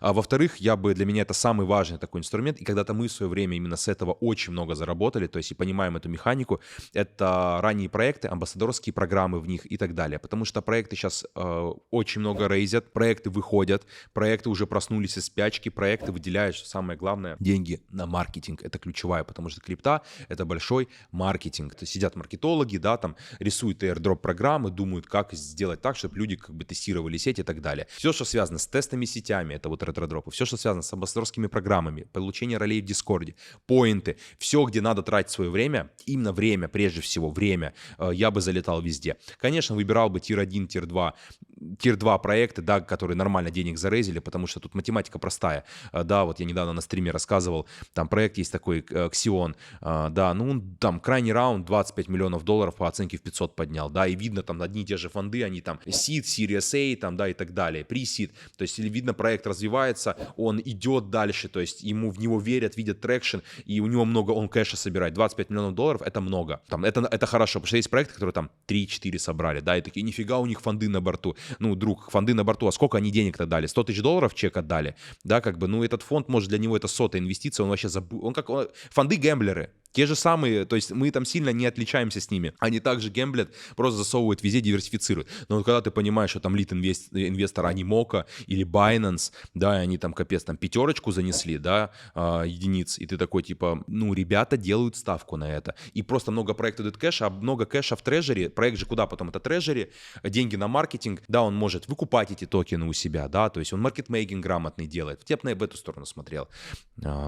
Ранние активности, продаж своего времени за будущее вознаграждение. Не совсем тема для предпринимателей, скажу так. Есть история для масс-маркета, это не в обиду людям, просто данность. Я тоже когда-то был там человеком, которого там 50 тысяч рублей, да, и это вот мой путь, куда нужно идти. Да, планомерно, постепенно подписался бы на все закрытые сообщества и шел бы в приватки, так называемые, я все бы скупал, я бы не сидел в паблике. Забудьте про масс-медиа, там реклама, фигня и так далее. Вот идите в закрытые сообщества, там наше закрытое сообщество и другие, там есть ребята, диверсифицируйтесь, это очень важно. Там потому что концентрат информации, там сидят вот эти диген-аналитики, там, которые, их задача дать вам что-то, с чего вы заработаете, с максимальным гайдом и инструкцией, да, и оттуда бы совершал действия. И просто дисциплина. Да, вот если у тебя есть 2-3 часа, смотри, вот тоже важная вещь, хотел у тебя спросить, что действительно, да, вот у предпринимателей нету времени каждый день задротить по 4-6 часов, да? Вот есть 2-3 часа в неделю. Ты вот правильно разделил ребят, которые только заходят с около нулевым капиталом, которым абы что, но была бы денежка. И предприниматель, у которого есть кэшфлоу, есть ликвидность, но есть 2-3 часа в неделю на управление, ну ладно, 4 часа в неделю на управление активами. Максимум. Что выбрать? Первое, я бы работал с лучшими в рынке, то есть по инвестициям, по DeFi. Самому разбираться долго, не разберетесь. То есть, ну как бы Никита, да, перед тем, как стать таким твердым инвестором со стратегией, это 2 года как бы full-time работы в крипте, до этого еще знания от отца и так далее, да, это у нас там бесплатная рубрика есть на YouTube, посмотрите, то есть просто бесплатно снимает управление портфелем. Сейчас откупать активы мы сейчас почти не откупаем с рынка, потому что как бы уже откупались за 2 года, то есть типа уже есть цены сформированы, да, у нас есть стейблы на откаты, то есть мы больше уже в стадии такой начала распределения находимся. Ну, возможно, DeFi, да, но DeFi сложно, дорого, для больших чеков надо экспертов искать, как все это как бы, там у нас в Тимуре есть закрытый сообщество, им там есть ряд ребят, которые тоже эту историю предоставляют, это для больших кошельков, чтобы деньги работали на вас. Сейчас это как бы хорошая история. Но это минимально сколько? Большие кошельки это сколько минимально? Больше средств, больше ставок ты делаешь, больше процентов ты получаешь, да, над депозит. То есть, ну, давай так, ну, я бы там меньше там 30-50 тысяч долларов даже бы не лез в DeFi, и то это как бы супер консервативно, а так как бы соточка и вот в гору погнали. И собирать свою команду, ну, это как бы тоже надо погружаться, да, мультиакеры и так далее. Это отдельный бизнес, да. Но если вы предприниматель, предпринимайте шаги. Вот понимаете, что выигрывают в рынке люди, которые делают много действий. Вы эти действия совершить не можете, но вы можете задать общий вектор, потянуть экспертизу, да, создать там регламенты, поставить там менеджера и так далее. И закрытые комьюнити, которые для инвесторов именно, да, где не требует вашего времени и внимания, люди предоставляют инвестиционные возможности, да, там закрытые сделки, ранние активности, их сейчас много кому предоставляют, да. Вопрос просто один. Тут самый ключевой есть. На самом деле у людей очень память коротка. да, не помнят, что на прошлой бычке то же самое было. И вот эти пулы, комьюнити и так далее. Во что все это... Пулы их да, называли, во что да. все... Только сейчас их называют закрытые сообщества. Да, во что это сейчас просто превратилось в тыкву. Ну, а почему? Это как бы рынок плохой? Да нет, хорошие проекты, в которые мы инвестировали, они пересидели медвежку. Вот сейчас они выходят, и выходят нормально, в них люди новые, они новые раунды рейзят. Да, мы потом по более высоким оценкам покупали, но это нормально. Там просто рынок всегда оценивает там по текущему как бы, да, прогнозу. Но большинство проектов, когда он собирает пул там 200-300 тысяч долларов, да, и дает тебе возможность зайти, а кто ты такой? Ты просто чел с деньгами, ты не smart money, ты не даешь никакую пользу проекту. И вопрос, а зачем проект дает сделку синдикату? Да, я часто задаюсь этим вопросом, мы просто тоже собираем, да, но мы там очень сенситив отбираем проекты, это в основном тир-1, с которых, да, мы не заработаем супер много, но трудно будет не заработать с них, трудно будет потерять. А где проект такой, чуваки, есть для вашего сообщества чек, хоть сколько собирайте, до 500 тысяч долларов. Я понимаю, а зачем проект это делает? Какой смысл? Кому это выгодно? И понимаешь, что просто пылесосит бабки. И... Потому что, ну, гемолокации, да, гемпроекты, которые мы все... То есть все в крипте нету случая. Если проект выходит под цветом софитом, его правильно ведут, все понимают, что это разрыв жопы будет. Давай вот тебе так скажу. Все понимают. Никто хомяка, никто синдикат, никто какого-то колза туда не запустит на большой чек. Сугубо дадут, бро, тебе вот $1000, и все, ты за них отработаешь. Да, проект отстрелит на 100 иксов, да, но $1000 тебе. Никаких там пулов, синдикатов 100 тысяч долларов не дадут. Друзья, спасибо, что смотрите мои подкасты. Именно для вас я их и снимаю. А чтобы поддержать канал, прожмите лайкосик, подпишитесь на канал. Именно это помогает продвигать мои видео в рекомендации. А мы продолжаем. Итак, резюмируем. То есть для предпринимателей можно было покупать, портфель собирать, если ты шаришь в этом, да. DeFi — это децентрализованные финансы, где можно под процент в разные различные умные хитрые протоколы залочить деньги, но желательно найти эксперта, потому что сам я как бы клал в какие-то пулы, но это надо каждый день следить, поэтому я этим не занимаюсь. Это надо заложить, переложить, здесь взять с плечом. Короче, это очень большой гемор, это надо эксперта брать. Ну и дальше проекты на ранних стадиях, в правильных комьюнити быть, и можно там на разные локации там 5-10 тысяч, там, больше. Это как венчур. Ты вкладываешься в 10-20 проектов. Да, как венчур. да, абсолютно Вот, так. как минимум, да. И какой-то один дает 100 иксов и покрывает все остальные Да. проекты. 100%. Крипто-венчур. Криптовенчур. Но тебя должны к этому венчуру допустить. Как в обычном венчуре, никто не даст тебе положить свои бабки, если ты какой-то, не знаю, там, добываешь уголь, но не шаришь там, допустим, в AI, да, либо ты какой-нибудь чувак из Латинской Америки, который продает какие-то белые порошки сомнительного качества, скажем, не совсем для ванны, но хочешь инвестировать, да, соли не совсем для ванны, вот, да, и как бы вряд ли кто тебя запустит. Аналогично и в крипте, Ну, да, конечно, если ты не можешь дать какой-то value, какой-то этот value для Всем проекта. дают возможность заработать, когда все ожидают, что они заработают. Ну, правило мира оно такое, да, то есть это нужно просто розовые очки снять. Ну, конечно же, никто не заработает это. Типа, это прям, это аксиома правила рынка, когда вот все ожидают прям, все, мы станем богатыми, чуваки. 95% из вас будут уничтожены, посрамлены нежитью, как в Варкрафте, все, то есть вас срежет, да, это сигнал прям, что что-то не то. И нужно найти 5% вот этих людей, или 10%, ну, по Парето, да, вот это узкий круг людей, которые все-таки вынесут заработать. Присоединиться к ним как рыбка, быть полезным, да, там, коннекшены. Ну, это уже вопрос предпринимателей. Всегда есть те, кто делают дело и выносят все. И всегда есть хомячок, который сбривается. И заливает, его сбривает. И зарабатывает в таких схемах только тот, кто эту схему предлагает. Ну, либо кто, да, близко к печатному станку, я бы так сказал. К печатанию токенов, так бы. Давай поговорим про биткоин. Подожгем задницы криптоанархистов, так сказать. В связи с тем, что сейчас идут войны по всему миру, в США инфляция, вообще кто-то считает, что США теряет свое влияние, есть теория, что мир потихоньку будет отказываться от доллара. И миру будет нужна независимая валюта, которая не подвержена там, санкционному давлению, там, разным влияниям. И кто-то думает, что это может стать биткоин. Тогда он будет стоить миллионы. Что ты думаешь об этой теории? Слушай, у меня в голове одна мысль, когда ты это сказал. Она очень агрессивная. Я бы сказал, она выходит за рамки нормы морали. Да, но хочется таких людей обоссать. Я тебе честно скажу, это дичь. Ну, типа, что биткоин будет новой мировой валютой, но это дичь вообще. Ну, как есть говорят. Ну, не, ну это бредятина. Ну, Почему нет? Но она же независимая, децентрализованная, анонимная. Все как надо. Давай, если там уже разбираться, не знаю, если там имеет место быть вообще историю с долларом. Ну, доллар дорогой сейчас, да, планируется, там макроэкономисты разные говорят, что он будет дешевее, другие валюты пойдут. Ну, не знаю, в общем, я не могу видеть там глобально так на, там, вот тренд, который мы сейчас видим, он на 5, 10, 15 лет вперед. Как оно там сложится, не знаю. Есть факты, которые показывают, что доллар, наоборот, сейчас сильный по сравнению с другими валютами, тоже иену взять. И даже вот самый важный факт. Супербоул был, да, все знают, НФЛ, вот эти супер события вообще в Штатах, когда люди играют. Они 22 ярда поставили на ставках на этот день. 22 миллиарда живого кэша. Ну, я даже как бы, ну, когда, через 100 лет, может быть, не знаю, там вот это Рэй Далио, Закат Империи и так далее.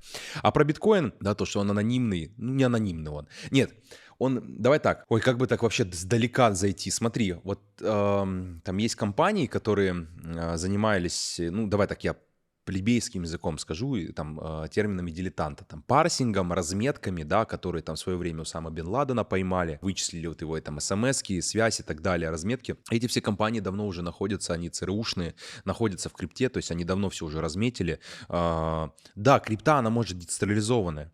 Но вопрос, когда у тебя кривой биткоин, и тебя могут связать с ним, то, ну, как бы, там, приехав в Соединенные Штаты Америки, тебя могут прямо в аэропорту, грубо говоря, хлопнуть, да, как-то идентифицировав тебя с аккаунтами, да, биржевыми и так далее, и там спросить тебя за него, да, то есть узнать, что, откуда происхождение, а почему это там биткоин, который на Silk Road когда-то был и так далее. То есть, да, он анонимный, но смысл тебе иметь золото, на которое могут в сети повесить еще метку, что оно плохое, и ты с ним ничего сделать не сможешь, ты его не почистишь никак, ты его не сможешь, главное, конвертировать в реальную ценность, а реальная ценность — это деньги, ну, как бы, там, векселя, можно так сказать, да, ну, теперь это деньги, это все называют. Ну, поэтому я вот эти все теории... А как же миксеры, отмыв биткоина всех? Ну, тебе другой биткоин придет кривой какой-то, типа, ну, нету децентрализации, все давно размечено, то есть все блокируется, аккаунты блокируются, биржевые. Самое важное, знаешь, как сказать, смысл тебе работать с гражданами, да, зачем тебе их там морщить, не знаю, в дом ходить, там, стучать, если можно просто все выезды из города поставить контрольно-пропускные пункты.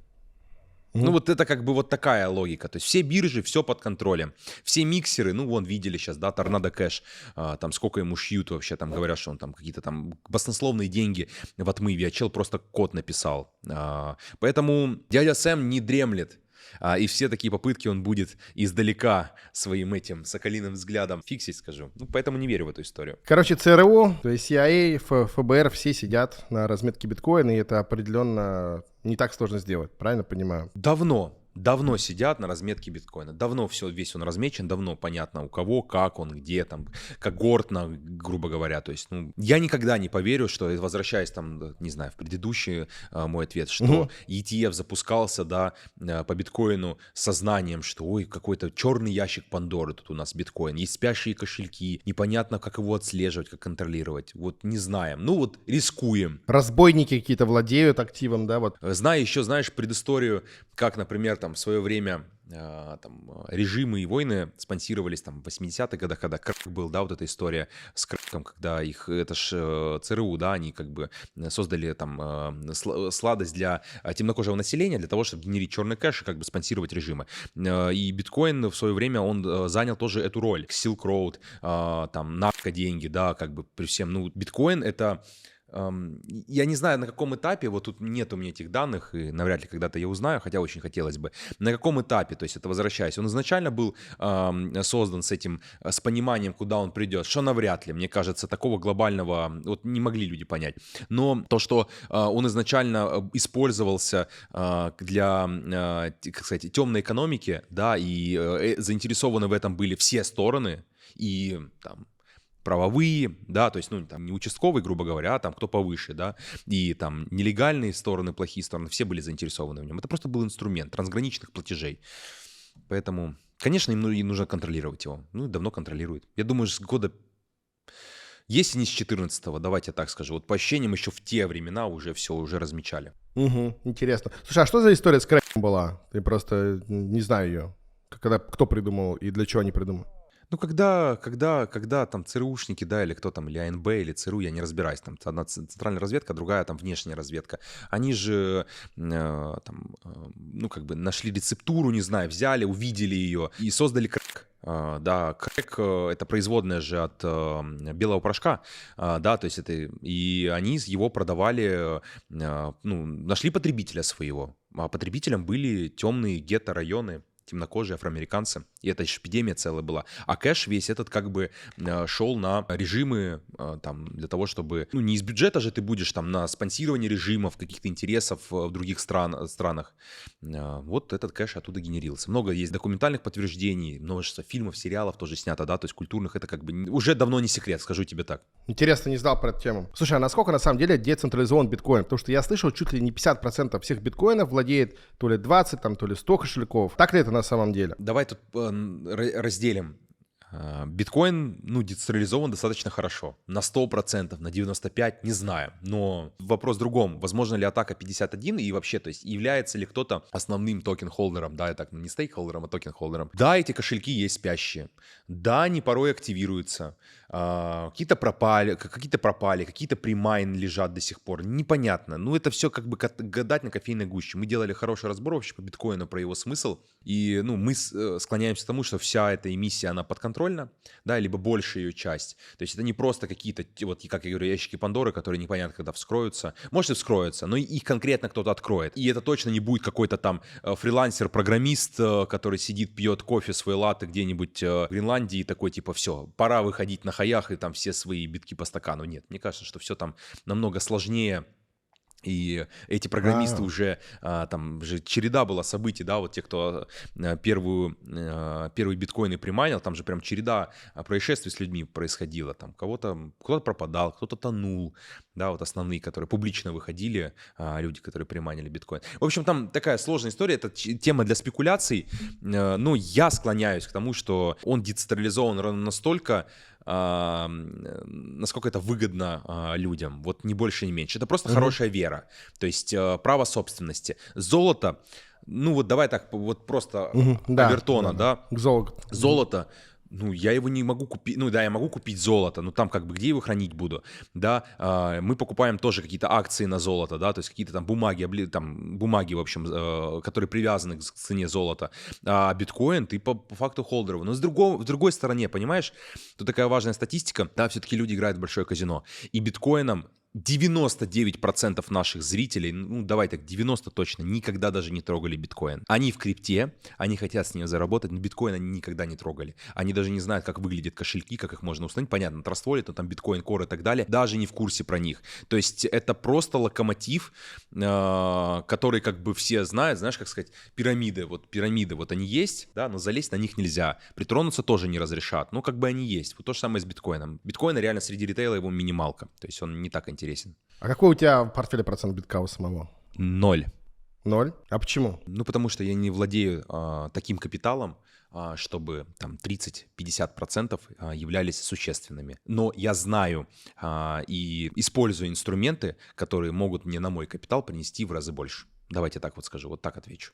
Мне в разы интереснее ранние сделки, да, там закрытые сделки, уникальные какие-то сделки. То есть я понимаю трекшн проектов, я понимаю, как команды там, как они делают маркетинг, как налетают хомяки, да, какие там договоренности с биржами, какой маркетмейкинг, какая токеномика, да, насколько быстрое тело я куплю, какой тренд у рынка, какие есть референсы, конкуренты, да, вот, например, мы сейчас там проект инвестировали, Supra Oracle, да, ну вот меня там смущает в проекте, да, что он там дает там чуть по другой оценке, побольше, подороже, но дал возможность зайти пулом. Но я такой смотрю, у меня еще другая есть аллокация, чуть поменьше оценки, но она меньше сама аллокация, очень маленькая. Я думаю, заносить по максимуму или нет. И смотрю на него и думаю, и смотрю на ближайшего конкурента, да, это 20 ярдов Chainlink и 7 ярдов PIF. Network, то есть оракулы. Ну, что-то должно произойти нереальное, чтобы этот проект вышел дешевле миллиарда, чтобы я не заработал. Вот что-то нереальное должно произойти. Я в это даже не верю, я не могу найти причины этому. И поэтому, да, я полностью газую. В биткоине я такого не вижу. И тем более мы с тобой обсудили, что биткоин, по твоему мнению, не станет новой мировой валютой, не будет стоить миллионы долларов. Нет, про миллионы долларов я не исключаю. Не исключаешь? Вот это я не исключаю про миллион, конечно. Ну, потому что, давай так, с учетом текущие 70 тысяч долларов по биткоину, это те же 70 тысяч долларов, 69, которые были 2-3 года назад? Нет. Ну, то есть фактическая, вот исходя из того времени, цена биткоина сейчас там 55-60 тысяч долларов будет и так далее. Деньги переоцениваются. Вопрос не сколько будет стоить биткоин, а сколько будет стоить доллар, будет ли он тем же.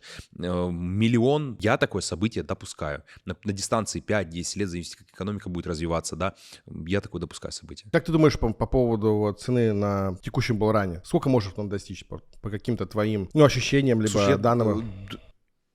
По ощущениям скажу, данных никаких нету, мы такими не владеем. Я думаю, что там я делаю ставку диапазон 100-250. Вот, 100-250. там как пойдет. Вот в этом диапазоне. Ну, сотку может 100-250. легко достичь, правильно? Да что там сотку, он 71-то достиг вообще в 2 секунды. Люди даже пукнуть, извиняюсь за слово, не успели вообще. Булран начинается, хоп-хоп-хоп, уже 70, все. 100 тысяч долларов — это важная психологическая отметка, да, для людей, потому что массовый пользователь, он же как покупает в бизнесе зачастую, то есть есть ранние последователи всегда, если взять вот там 100% людей. Первые 5%, когда продукт выходит, идут в начале. Там вторые и так далее, там они разбиты на группы, там, и в общем в конце идут остальные зеваки, да, большая их часть, там 50%. Ну, суть в том, что большая часть, больше, чем в начале, идет в конце. То же самое с криптой. Вот представь, мы просто даже там удивляемся, часто общаемся там с людьми, не связанными с криптой, но когда-то ей владевшие. Ну, вот они покупались там 60-69 тысяч, биткоин пошел вниз на 40, они все слили, то есть они даже не ждали, для них и закончился этот рынок. Сейчас же что будет? Вот биток 70 тысяч. Ну, психологически я был в нем уже.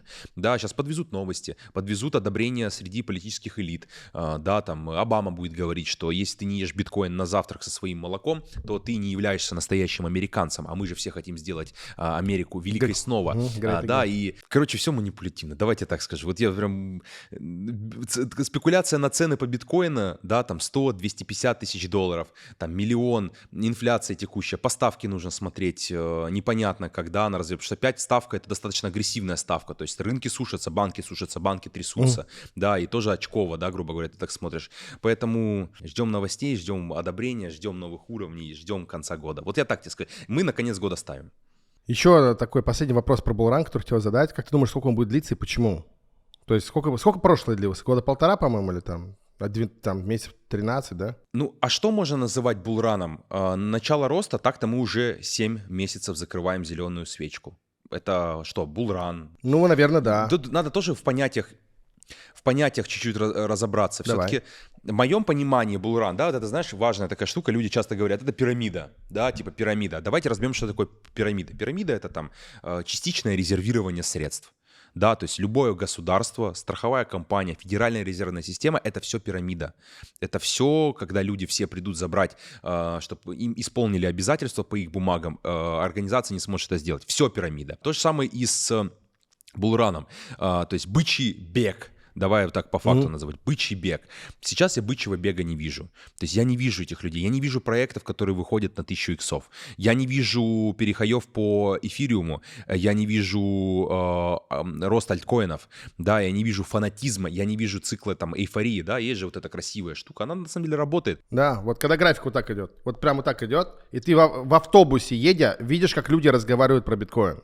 Вот это, наверное, булран. Это какие-то, это тоже может быть, там, может, твой друг разбирается, либо он давно подходил к этому. То есть это надо как-то на макро, то есть более в широком, больше данных использовать, да, чтобы замерить. Так, люди, когда разговаривают, когда тебе друг пишет, что он хочет зайти в крипту, да, это какой-то сигнал, но непонятно, как с ним работать. Я все-таки говорю про то, что вот сейчас, например, мы инвестируем в проекты. Да, проекты выходят, во-первых, там ликвидность появилась на биржах, трейдеры вернулись, стаканчики чуть-чуть полные, там проекты выходят на свои там 10, 15, 20, 30 иксов, да, но нету проектов на 1000 иксов, которые были на прошлом рынке. Нету похода полигона там со скольки там, с 0,25 центов или 0,025 центов до $2. Нету этих проектов. Есть другая чуть-чуть вещь. Вот ты заметишь, почему так щитки сейчас популярны, их проще раскачивать. Они просто мелкая ликвидность, их проще раскачать. То есть ликвидности сейчас в рынке нету, невыгодно вкладываться в маркетинг проектам, да, потому что они понимают, что они не подымут проекты, которые там, вот, например, Aptos взять, да, 20 миллиардов. Может ли он стоить 100? Может. Ну, мы там ставим отметки, когда мы полностью выйдем из актива, да, будем оставлять вот этот, так сказать, moonback называемый, там, да, там сколько, 30-40 долларов, то есть в 4 раза ему надо вырасти, да, он сейчас сколько там, 17, 15, 20, вот до там 60-80 долларов, как Solana. Может.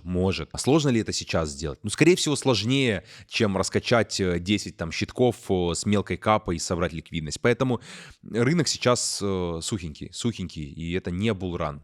Далеко. Это многие называют отскок дохлой кошки, не знаю. Может, начало, может, это как раз-таки кульминация, конец. Непонятно. Но мы ставим на рынок в конце года.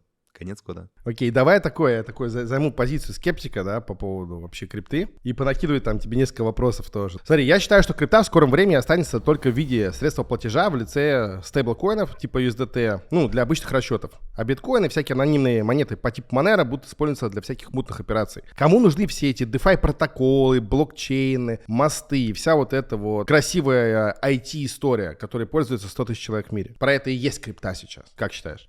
Так она и является сейчас таковой. То есть люди используют только стейблкоины для там трансграничных платежей, перевода с биржи на биржу. А на биржах они покупают нолики, единицы, грубо говоря, эфириум и биткоин. Ну так оно и по факту и есть. То есть крипта сейчас используется сугубо как средство обмена ликвидностью в разных странах, в разных юрисдикциях и так далее, в виде USDT и USDC. Все. А USDT — это госдолг США, гособлигации. Да, то есть это по факту ты покупая USDT, ты вкладываешь свои деньги в экономику Соединенных Штатов Америки. Все, тут вот так все работает. И кому это выгодно? Ну вот, я, мне кажется, озвучил, кому это выгодно. Про новые булраны, если говорить, что вообще все вот эти многообещающие фишки крипты, мне кажется, уже были на прошлом булране испробованы. Это NFT, там токенизация была недвижимости, картинок, островов в океане, что угодно было, да. Потом Степан, все эти игры с привязкой к крипте, как бы уже все испробовано, да. Ну, то есть сложно что-то новое выдумать. Ну, или, может, я там с ограниченным каким-то мышлением в коробке, да. Ну, вот что можно выдумать на этом булране, чтобы массово опять аудитория пришла и сказала: крипта. Я в тот раз кроссовки не занес, картинки не занес, это мой звездный час. Ну, что можно еще выдумать, чтобы такое количество людей просто пришло? А давай мы не будем в форму, да, гадать. Не знаю, я не знаю, какая будет форма. Это будут кроссовки, одежда, очки, приколюха, смс-ки, неважно. Давай в суть копать. Есть такая не теория, в общем, ну, доказанная история. Gambling with house money. Игра на деньги заведения. Это когда у людей есть череда побед, и у них толерантность к риску, она падает. Либо когда в казино, тебе казино дает ваучер, да, бесплатные деньги, $100 на, и ты будешь менее склонен, там, наоборот, более склонен к риску на эти деньги. То есть неважно, что это будет. Кроссовки, новое какое-то красивое обещание. Я не знаю, даже не догадаемся. Мы не настолько креативны, и нет в этом задачи. Это что-то, конечно, будет. Конечно, будет. То, что будет людям пророчить большими иксами. Та стадия, когда люди будут нести в это все свое имущество, все свои деньги, как в Степане. Это даст заработать. Это дало мне заработать позавчера, вчера, сегодня и даст заработать дальше. Я увеличиваю ставку. Я, кстати, общался, да, про людей, которые входят в конец по биткоину. Ну, в том числе, то есть, когда вот критическая масса людей, которая в конце, она осознает и будет убеждена в этом. У них будет убеждение, что я с этого заработаю. А заработаю, потому что я до этого зарабатывал. И вот тут всех нагнут. Все, только так бывает. Вот это булран, это эйфория. А что, какая форма у этого будет, я не знаю. Ну, а ты уверен, что будет, да? Это логическое всегда завершение там, бычьих циклов. То есть оно полноценное, когда масса входит. Посмотри, что еще нужно понимать?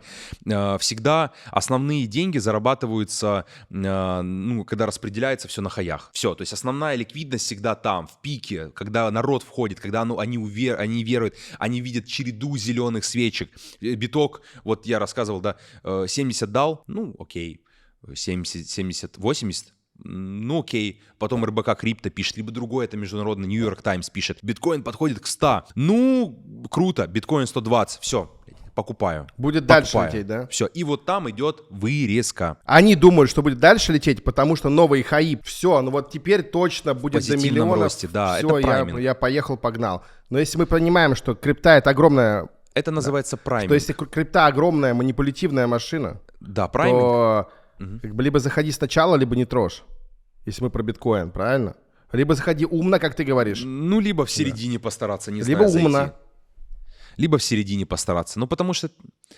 Да, ну Луна там все-таки как бы инструмент. Я просто говорю о том, что это прайминг, и люди, ну, толпа, она всегда живет в формате, если ты там живешь вокруг деревьев, да, ты, скорее всего, более позитивный будешь, нежели человек, который живет там, ну, там, в Челябинске, грубо говоря, вокруг фабрик и заводов. Не в обиду этим людям. Тоже хотел сказать, в Челябинске, где кислотный дождь. Да, кислотный дождь. Ты, конечно, будешь менее какой бы ты оптимист не был, просто у тебя другая улыбка на лице будет. То же самое тут. Когда люди, биток растет, рок-н-ролл, ламбы, инфлюенсеры, реклама, супер идея с суперциклом до миллиона, как на прошлом цикле было с фондом Free Arrows Capital, который после UST посыпался. У них же идея. То есть, прикинь, два чела, да, там Кайл Дэвис и там этот Жишу или как его там, ну, короче, твиттер-аккаунт Китайоза. Ну, реально нахаслили очень круто, прям круто заработали, правильные мувы сделали, стали прям с очень богатыми, обеспеченными людьми, яхты напокупали себе. И вот у них идея была, они разгоняли ее в Твиттере, они были одни из самыми влиятельными людьми в криптовалюте. И у них была идея суперцикла. Чуваки, биткоин только на миллион. Суперцикл. Где они сейчас?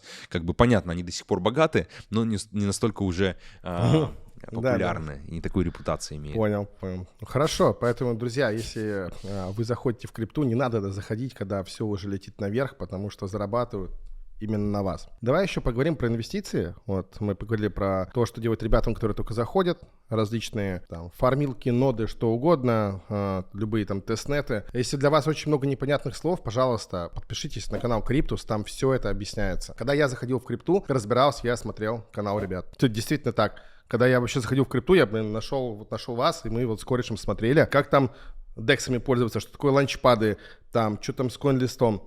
Вот, и я действительно вас смотрел и такой, о, прикольно. То есть я как бы прямо так глубоко, что я могу там кросс-чейн перекидывать какие-то токены, закладывать это там какие-то протоколы. Я, ну, не знаю, пару лет, наверное, только на таком уровне разбираюсь в крипте, что я могу такое делать. И во многом благодаря вам. Криптус президента.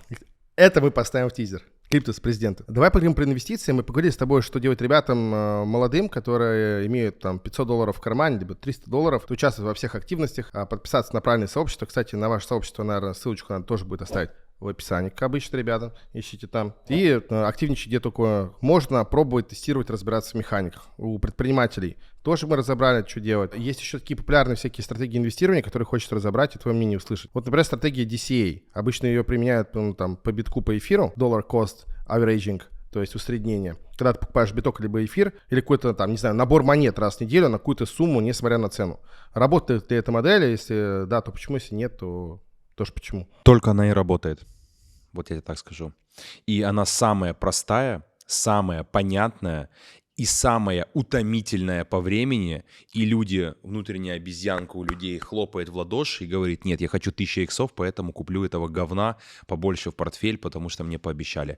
Да, она работает. Вот хороший эксперимент тоже проводили, такой внеплановый. Никита записывал видео, как раз там под DCA, как с 5000 рублей ежемесячно собрать вообще портфель, ну, как сформировать какой-то капитал первый. Постоянные инвестиции, вот монеты, вот фундаментал.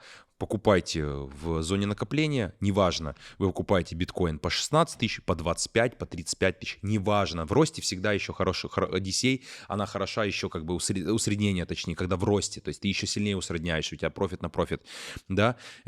Вкладывайте постоянно, рынок вырос, вот вы там консервативный. Ну, на прошлом цикле как бы математика следующая была, то есть по битку, там, биток эфир 10 иксов.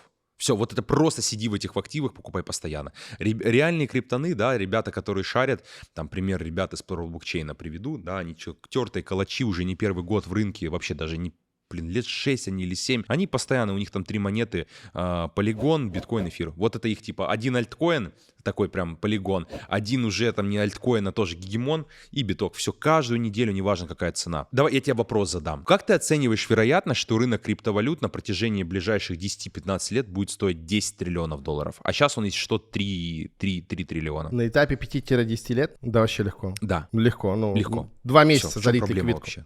Даже 2 не месяца надо залить думать. ликвидности. Вот 2 месяца. Просто пацаны дадут бабки и поехали. Это маленькие деньги в размерах мира.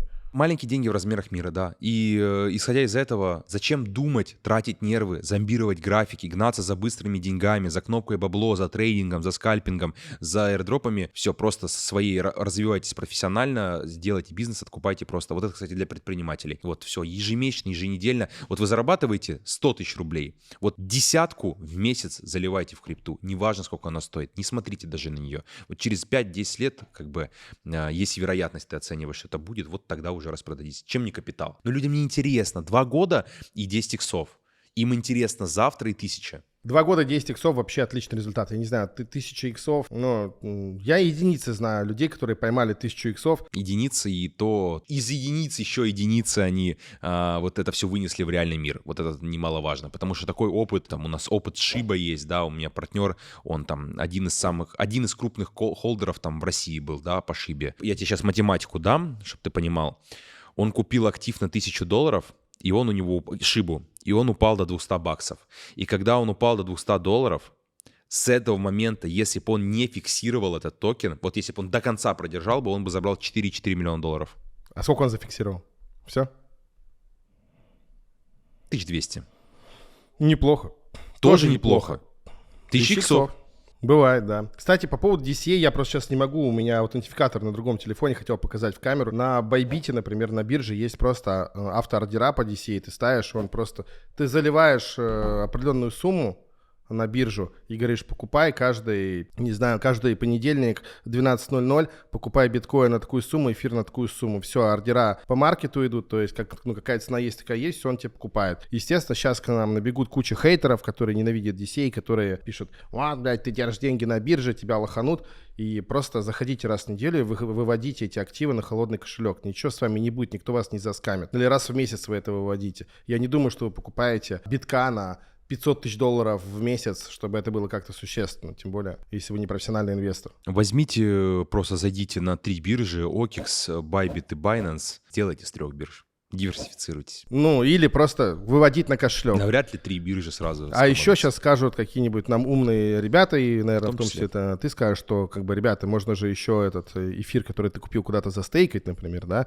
Поэтому можно его там либо на бирже, либо с биржи вывести, еще застейкать, там, какие-нибудь 5% годовых, например, или сколько там сейчас дают, не знаю. Ну, DeFi он для этого и нужен, чтобы мультиплицировать свой доход, то есть как бы мультиплицировать активы, увеличить их количество, и когда будет распределение, у тебя просто будет больше актива, и как бы это сложный процент. Если вы очень переживаете, на холодный кошелек выводите себе раз в месяц, и максимум это риск краха биржи, это месячный депозит. Ничего страшного при учете того, что это может давать 10 иксов. Если вы очень переживаете, то, возможно, крипта вас срежет, потому что тут торгуют эмоциями, торгуют людьми, да, паттернами людей. Люди на эмоциях, они переживают, боятся, подвержены новостному фону и так далее. Переживать вообще не нужно. Найдите для себя комфортную точку входа, чтобы вы могли рисковать. Рисковать, правильно, адекватно рисковать и лавировать между эмоцией страха, да, и эмоция жадности. Вот это 2 самые ключевые вещи. Грубо говоря, когда вы откупаете в медвежке в самой прям жопе, да, когда вообще вот ты не видишь горизонта, то есть вот мы, 2 года назад начали вести публичный портфель на YouTube, все видео есть на YouTube, когда биток, да вообще там все, там никаких ранних активностей, никаких, все заморозилось, все, там есть ряд проектов, которые мы инвестировали, обанкротились после FTX, они там деньги свои держали. Ну, конечно, страшно. Ты уже вера теряется, и ты в какой-то момент осознанным просто становишься и думаешь, а вот раз у меня сейчас теряется вера, да, не тот ли это момент, когда все-таки все, рок-н-ролл близко. И так и получилось на самом деле. То есть примерно там плюс 3 месяца, квартал, вот мы попали. Это помню, прошлый год мы еще были там во Вьетнаме жили, да, я с Никитой обсуждал, и мы такие, вот мы смотрим все, самые низкие значения по YouTube, просмотрам, по каналу, прям самые никому низкие не интересно стало, да? И мы думаем, ну все, вот где-то близко. То есть где-то близко мы к тому, что все, будет разворот. То есть всех вытряхнули, никто не следит, никому это не нужно. И вот на этом, и видишь, как вернулось. 3-4 раза все выросло. Как Баффет говорил, там, продавайте, когда все пьют шампанское, покупайте, когда на улицах льется кровь. Конечно. Угу. И самый лучший инвестор — это мертвый инвестор. По статистике, это прям доказанный факт. То есть человек, который купил и все, и забыл. Он не спекулирует. Спекулянт теряет, а инвестор долгосрочно, он зачастую выигрывает. Потому что инфляция. Инфляция, рынки растут. Рынки созданы, чтобы расти. Конечно. Ну, ты посмотри на график S&P 500, да, там есть пилы какие-то, да, но это всегда вверх. Ну, понятно, что это США, даже ты на Мосбиржу посмотри, там есть, конечно, какие-то потрясения геополитические, там, скажем так. Все равно, даже индекс Мосбиржи, я не буду врать, надо будет вывести на экран, сколько за 23-24 год дал индекс Мосбиржи, там что-то 45%, такая жесткая штука. Знаешь, что хотел спросить, вот, про портфель монет, так называемых. Мы не берем биток и эфир, а про все вот остальные монеты, которых многие называют фундаментальные, хотя я бы не назвал их фундаментальными, потому что они нафиг никому не нужны. Это всякие Aptos, Solana, Cardano, Космос тот же, на которые там многие наглаживают, что это фундаментально. Но это не массовая вещь, она нахрен никому не нужна, кроме спекулянтов. Зачем все вот эти монеты? Что с ними будет? Скорее всего, с ними будет ничего, они в забвение уйдут, нет? Ну, уйдут ли они в забвение или нет, тут вопрос, как они состыкуются с криптоповесткой, с миром и так далее. Ну, то, что эти проекты не генерят никакой реальной ценности, это данность. Да, ценность — это вода, не знаю, не знаю, какие-то там IT-решения, да, которыми пользуется большинство. Этим никто не пользуется. Ну, да, это, ну, как бы, это не имеет смысла как такового. Тут, знаешь, как сказать, я ответ следующий нахожу. Кому что нравится. То есть,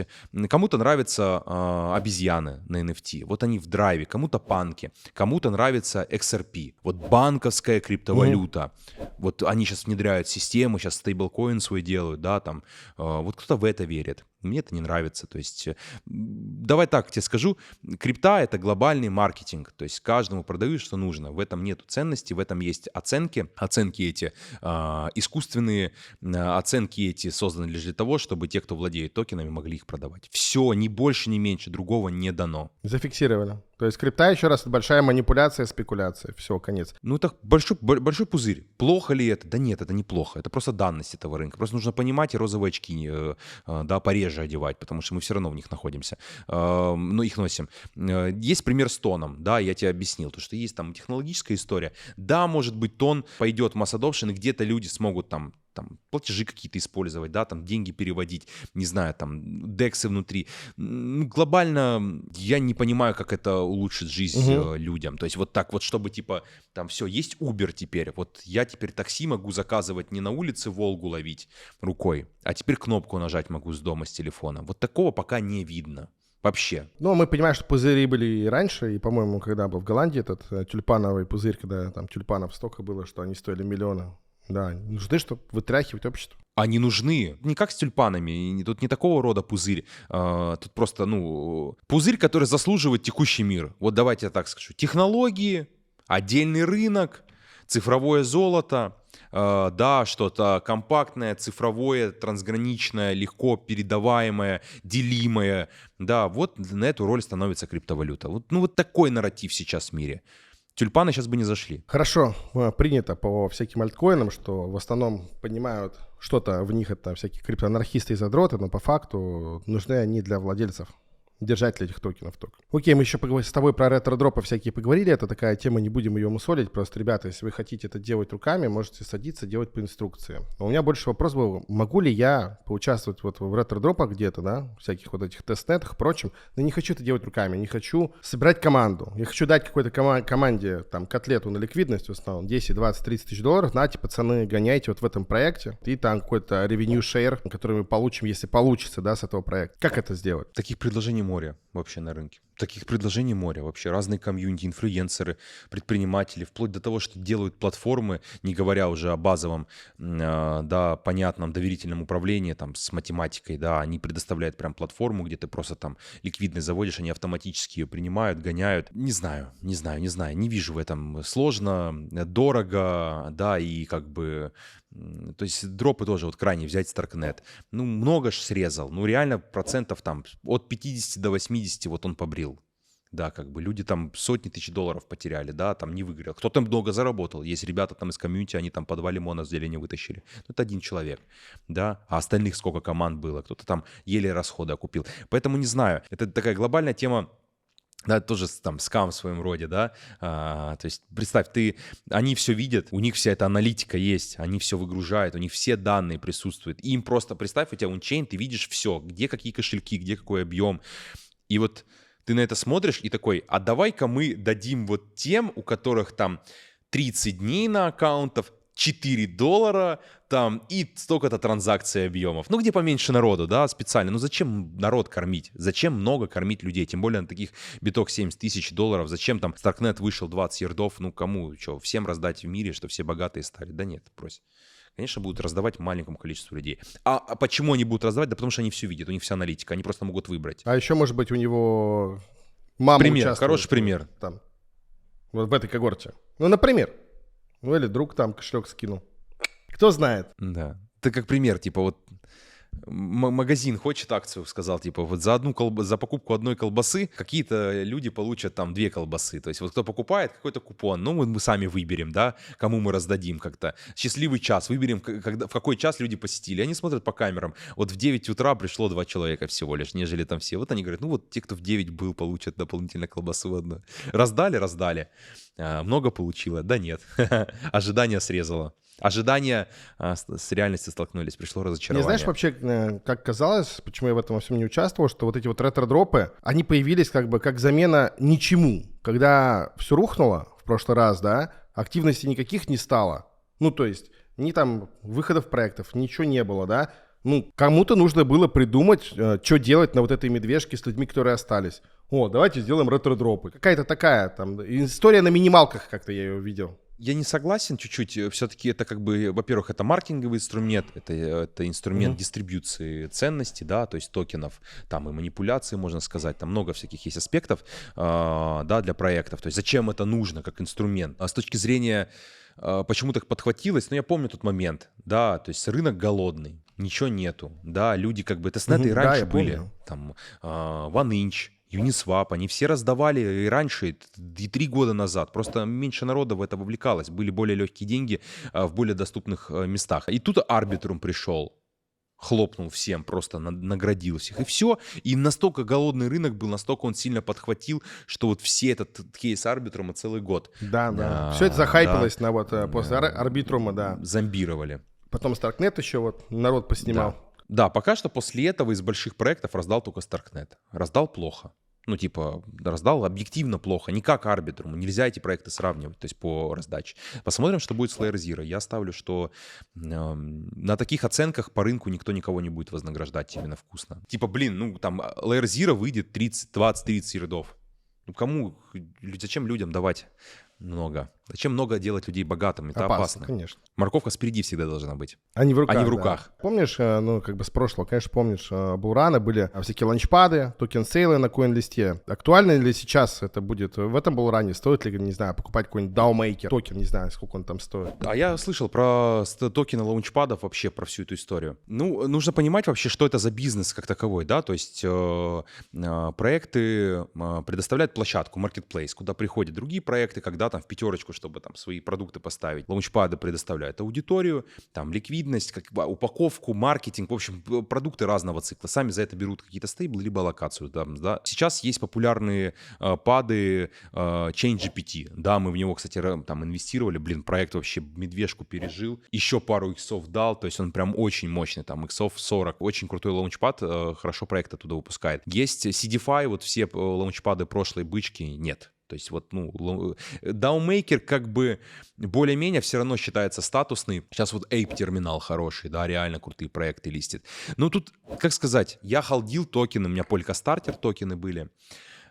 И были токены DAO-мейкера. Выигрывал ли я там хорошие аллокации? Нет. Потерял ли я потом на этих токенах? Да. Я не стал заходить, потому что там всегда эти были сейлы ФК-ФС, когда ты первый пришел, первый получил. Там боты сидели, и смысла было как бы ноль совершенно. Ну, возможно, сейчас есть система против ботов, гарантированы какие-то аллокации, тут тоже медом не намазано, вот так скажу. Мы не в целевой аудитории находимся. Будет ли хайпить эта тема? Она уже хайпит. Ну, то есть просто новые ланчпады, новые лидеры рынка, уже токены, наверное, стоят там Космоса, того же Ape-терминала, кстати, вот, ну, второй раз про него слышу, но уже, наверное, поздновато. Ну, поздновато относительно чего? Относительно биткоина там по 100, по 150, не знаю. Но как бы уже, ну и он недавно вышел, поздновато, там я 3-4 месяца назад впервые услышал, что там могли аллокацию на него дать, но что-то, как я помню, проект не согласился, сбрил колзов. Ну, видишь, как хорошо делать. Вот видишь, то, чего не дают людям, да, что ограничено, всегда очень крутое, самое вкусное. Также это будет частью крипторынка, и просто, наверное, будут новые игроки, Вот там Ape-терминал и второй ChainGPT, да? ChainGPT. Два новых Да. как бы ланчпада. Если ты такой Да. low банк, middle банк и хочешь какие-то аллокации, и ты не можешь дотянуться до приватных, потенциально может иметь смысл, да? Да, вопрос в токене, который, и сколько его нужно там для тарифов и так далее. То есть там же вот на DAO-мейкере, я не помню, я давно не разбирался в этих программах, но там нужно было холдить сколько-то токенов на несколько тысяч долларов. Это активировало какие-то возможности входить в какие-то пулы. То есть, ну, у меня опыт негативный. У ребят, с которыми я взаимодействовал, тоже опыт негативный. Все в итоге потеряли на этих токенах. Понял. Нужно же понимать, кому это выгодно. То есть представь, у лаунчпада, у него есть свой нативный токен, да, этот токен, он мотивирует людей его покупать, создавая мотив в виде вот этих аллокаций, иксов, которые эти проекты дают и так далее. Его предмет завладевания, то, чем проект хочет завладеть, это его единственная мотивация, грубо говоря, да, это продать токен, которого у него много, да, то есть распределить его людям на большой отметке. Для этого он делает, там, разгоняет его цену, активность поднимает. Вот такая история. Знаешь, что сейчас заметил? Там с некоторыми ребятами тоже скрипты общаюсь, что сейчас мемкоины залетают. Новые мемкоины делают, там их буквально собирают на коленке, раскачивают, они летят вверх на 1000 иксов, но обычно там за 2 месяца они помирают. Что за новая тема? Либо это просто тот же Dogecoin Shiba Inu в новой упаковке, и его просто шилят, рекламируют инфлюенсеры в Инстаграме. Ну, Dogecoin, Shiba Inu — это мастодонты, их уже как бы и мемкоинами там на самом деле не называть, с учетом капитализации и там влияния на рынок. Ну вот на Solana недавно, да, там прям мы полностью пропустили эту историю, не специально, просто мимо нас прошла. Но там прям сильный такой как бы движ был по мемкоинам, там сотни иксов они давали, да, то есть постоянно появлялись новые вот эти тикеры. Не знаю, медом не намазано, скажу так. Вот всегда обходил эти истории. Да, на прошлой медвежке мы, конечно, там залетали. У нас были моменты, когда мы сидим, получаем контракт, ну, адрес контракта токена, сразу нажимаем на телефоне, быстро делаем все в ручном режиме. Понятно, потом ботов писали, которые автоматически снайперы. Вот в моменте, как ликвидность по контракту появляется, покупает в первом блоке сразу же. В общем, как бы весело, круто, казиношка, да, вот в аппараты засунуть. Только там, если есть нарратив, больше шанса заработать. Но сейчас нет, вообще не участвуем, сложный рынок, не могу понять, как там сложно оцениваются проекты, они оцениваются по идее, по инфлюенсерам, которые туда зашли, которым дали долю от эмиссии токена. Поэтому это прям нужно погружаться, понимать, кто пережег свою аудиторию, у кого она свежая, кто туда заходит, какой маркетмейкер. То есть так, чтобы в общем, ты просто темный лес. там купил токен за 1 цент и поставил на какой-то бирже ордер там на X100, чтобы он автоматом это продал. Так просто это не получится, да? Нет, я вообще об этом не говорил. То есть я не говорю о покупке токенов с рынка. Понятно, почему может вырасти биткоин. Понятно, почему может вырасти эфириум. Понятно, почему может вырасти Layer 2 альта. Да, их потянет за собой эфир. Вот эфир мы увидим по 8 тысяч долларов. Там альта подтянется, да, там Layer 2. Почему может вырасти мемкоин? Да фиг его знает. Миллиона один вариант. Да, и тут получается, что все это вручную, все это очень быстро, это минуты, если там не часы, то реально минуты, может быть, там 2-3 минуты у тебя есть, чтобы его слить на хаях. Поэтому такая как бы не для предпринимателей точно. Это сложная работа, и тем более часто это, наверное, технически будет осложнено, там непонятно, где они выходят на каких-то там непонятных биржах, потом это выводить. Окей, понял. То есть имеет место быть, но надо серьезно заниматься этим, да? Всем нужно серьезно заниматься. В рынке нету легких инструментов. То есть для того, чтобы легкий инструмент нащупать, нужно создать механизм, который, да, там будет на него там нажимать, использовать и так далее. Для того, чтобы этот механизм создать, нужно иметь навыки, знания, насмотренность, комьюнити, информацию, какие-то ресурсы, которые ты будешь использовать. То есть вообще легкого в рынке ничего нету. Так глобально, да, он пророчит легкими деньгами, да, эти деньги можно назвать легкими. То есть ты не в шахте стоишь, батрачишь, или там в такси, например, работаешь, или там проект 10 лет развиваешь, да, там на IPO выводишь. Да, эти легкие деньги есть. Просто у маленького количества людей, и эти люди, ну, там в 1% это удача, а в основном это какой-то труд, какие-то действия, какие-то стратегии, какие-то подходы, какие-то команды, инвестиции, риски. То есть ничего легкого в рынке нет. Зафиксировали. Крутая штука, да. Ничего легкого нет. Если кто-то хочет зайти на халяву, поднажимать пару кнопок, и ему кто-то скажет секретную монету, которая сделает их стоит, так не работает. Может, в первом булране, который вообще был в крипте, может, это и работало, там в эпоху ICO. Такое может быть. Человек может, ну, и может же повести. Везет многим. Повести, но системно повторять это не получится. Да, но потом после этого ты захочешь, как тебе повезет, повторить это системно. И вот тут, вот с этой, как я говорил, gambling with house money, у тебя толерантность к риску, ты получил легкие деньги, ты их сольешь. Знаешь, что еще интересно для ребят, у которых есть сбережения в крипте, но они не хотят гэмблить, да, ни на house money, ни на свои, ни на какие, и нету времени там в DeFi разбираться, хотят вложить стейблы, как, знаешь, банковский депозит. Куда можно вложить стейблы без риска скама? Ну, например, как это было с тем же UST или там Celsium, которые там с плечами перезакладывали все свои активы, ну или просто скамились. Куда можно сейчас стейблы припарковать, чтобы это давало там 8, 10, 12, 15% годовых? Я не говорю про 20. Ну, все стейблкоины, там, USDT, да, Tether, USDC, Circle, все дают какую-то доходность. Сейчас вот повышенная доходность, сейчас там процентов, ну, грубо говоря, от 10 до 20% можно как бы консервативные стратегии найти, но нет такого понятия безопасно. То есть любой стейблкоин — это бомба замедленного действия. Когда, каким образом он будет, ну, это... Представь, ты покупаешь фантики. Не настоящие деньги. Не знаю, я никому никогда... То есть стейблы — это инструмент, он всегда делится там по сетям, он всегда делится по тикерам, да, то есть, например, USDT, USDC, там DAI можно еще, грубо говоря, потому что непонятно вообще, что где бомбанет, и просто мы такое проходили.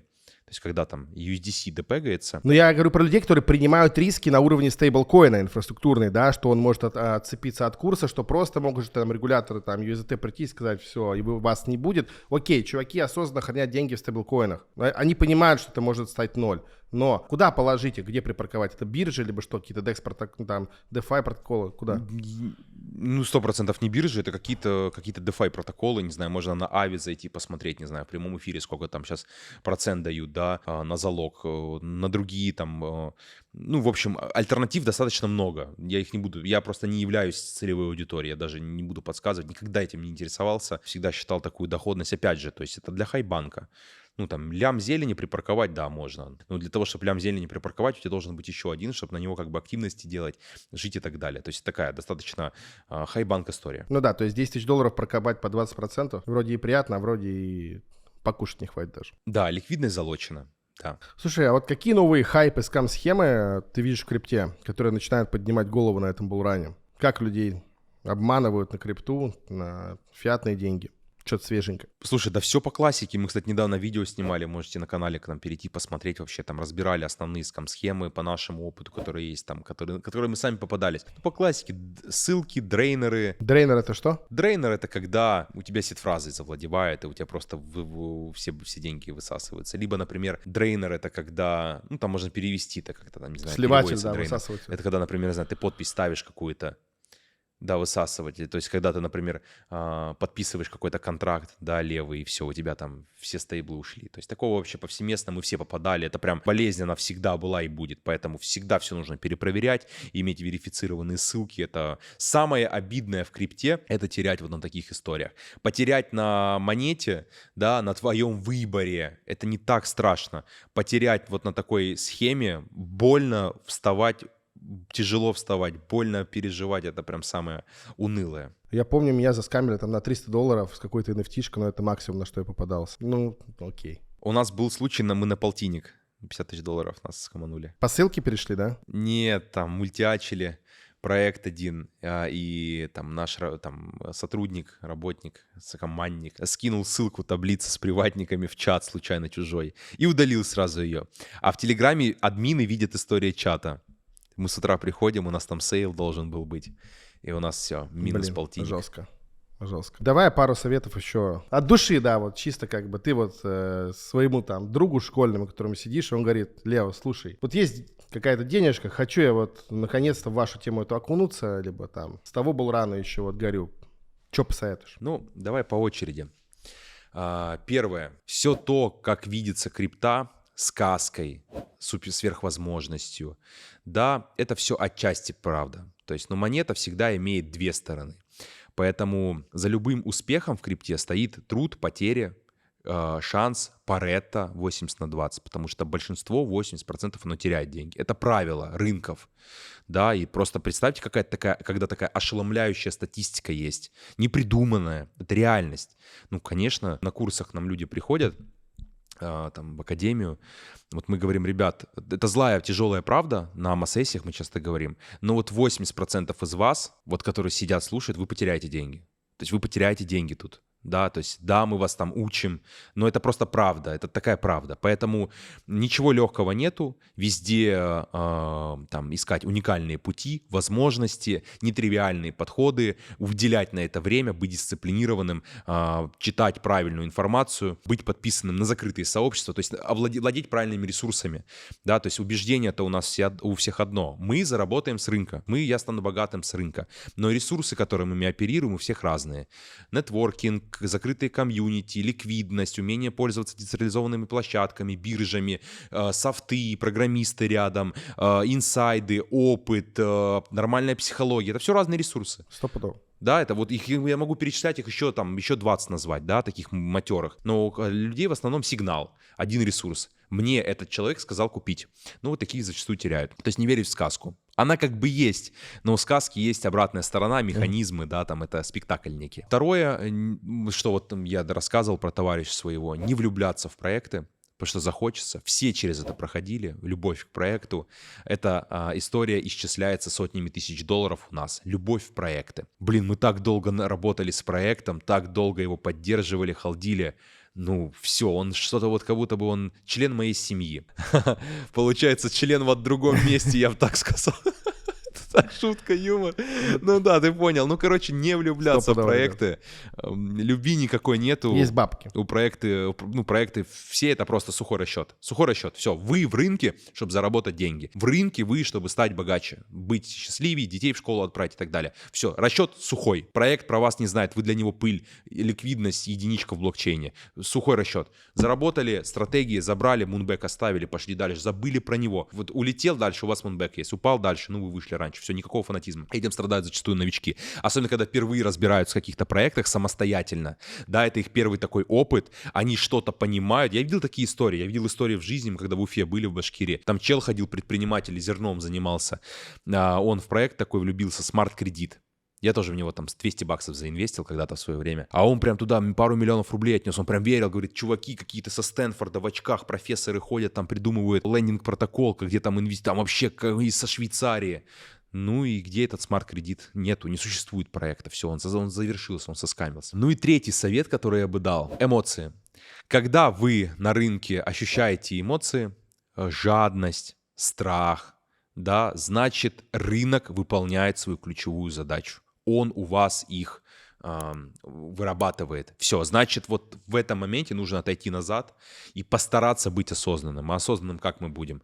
Там медитация, правильная литература, да, правильная голова вообще на плечах. То есть, что в моменте постараться переключиться и понять, а вот моя жадность сейчас это что? Ралли по биткоину, жадность испытываю, наверное, не я один, да, и вот пытаться с этим чувством разобраться, потому что рынок работает по классике. Зона накопления. Всем страшно, как ты сказал, да, всем негативят, все, биткоин будет падать, он вне закона, персона нон-грат, он не нужен, блокировка, тюрьмы и так далее, да, вот в тот момент покупать нужно. И потом биткоин растет. Позитив, ламборджини, вечеринки, всякие там вот эти крутые истории. Вот там нужно задумываться о продаже, начинать распределять. А наоборот не заходить. Если вы это перемешиваете, вы просто путаете и ошибаетесь в рынке. То есть вы, скорее всего, проиграете. Это фундаментальные правила. То есть на хаях, если вы чувствуете, что сейчас вот оно растет, то, скорее всего, нет. Нам повезло, потому что мы амбициозные были, старательные и в начале цикла. Да, и сейчас мы тоже в начале либо там в середине находимся, неважно. То есть мы не залетаем на хаях и никогда не будем. Скорее всего, вот, например, как я смотрю там на рынок недвижимости в Дубае, да, это опыт рынка, конечно, он образовывает. Я понимаю, что да, везде реклама недвижимости, очень интересное перспективное место, но половина недвижимости вообще не сдано. Нету столько людей. Хаи ли это? Скорее всего, хаи. Год-два осталось, да. Там, может быть. Заработали Вряд с этого, ли. не а знаю. может, останешься с этой квартирой в пустыне, за которую еще платить надо коммуналку, которая никому не будет нужна. Без воды, да. Стопудово. И у вас есть образовательный проект, ваша академия. Я часто прошу у гостей какие-то плюшки, промики для наших подписчиков, кто смотрит этот видос. Может быть, сможешь что-то предложить нам? Смогу. Давай так, я не буду советовать закрытое сообщество, потому что кто находится на том уровне, когда мы выпускаем людей с академии, напишите, мы оценим ваши знания, мы впустим вас туда, потому что люди в поисках, там, мы там не сигнал даем, мы там делимся то, что мы делаем, да, гайды пишем, там прям вот лайф-история в рынке, да, в нее как бы хочется там сразу действовать, но, блин, человек без знаний, он там и нам не нужен, да, то есть он только мешать будет. Мы всех отправляем в нашу академию, я считаю, что это полностью самостоятельный продукт, лучший продукт полного погружение в криптовалюту, да, с полного нуля, то есть вот где человеку придут правильную картину мира. Почему растет, почему падает, почему чего-то стоит, почему эмоции испытываем и так далее. Вот все, что я сейчас говорю, да, я там могу часами говорить, это все на самом деле мини-версия там академии, которую там сделал Никита. Промокод, наверное, Олег, да, в описании оставим. Олег, 15% мы дадим. Давай так, сейчас учиться еще не поздно. Сейчас, ну, как бы, хуже учиться, чем год назад, когда мы вовсю трубили, ребят, сейчас лучшее время для учебы. Но сейчас учиться тоже нормально, в принципе, потому что сейчас много активности и много на практике чего можно делать. Но вот уже приближается время, когда учиться будет поздно, я предполагаю. То есть учиться в конце цикла — это больно, да. Лео, спасибо, что рассказал нам столько интересной инфы о том, как устроен рынок, как обычно бреют обычных ритейл-инвесторов, кто заносит свои кровные денежки в рынок. У тебя по-любому больше знаний, чем у нас, обычных людей. Спасибо, что пригласили меня, мистер Олег. See you guys. А вы, друзья, надеюсь, вы вынесли много пользы из этого подкаста, и теперь вы не потеряете ваши кровно заработанные деньги, а сможете их приумножить. Поэтому с холодной головой, аккуратненько инвестируйте. Это интересно и, надеюсь, будет профитно для вас. До новых встреч!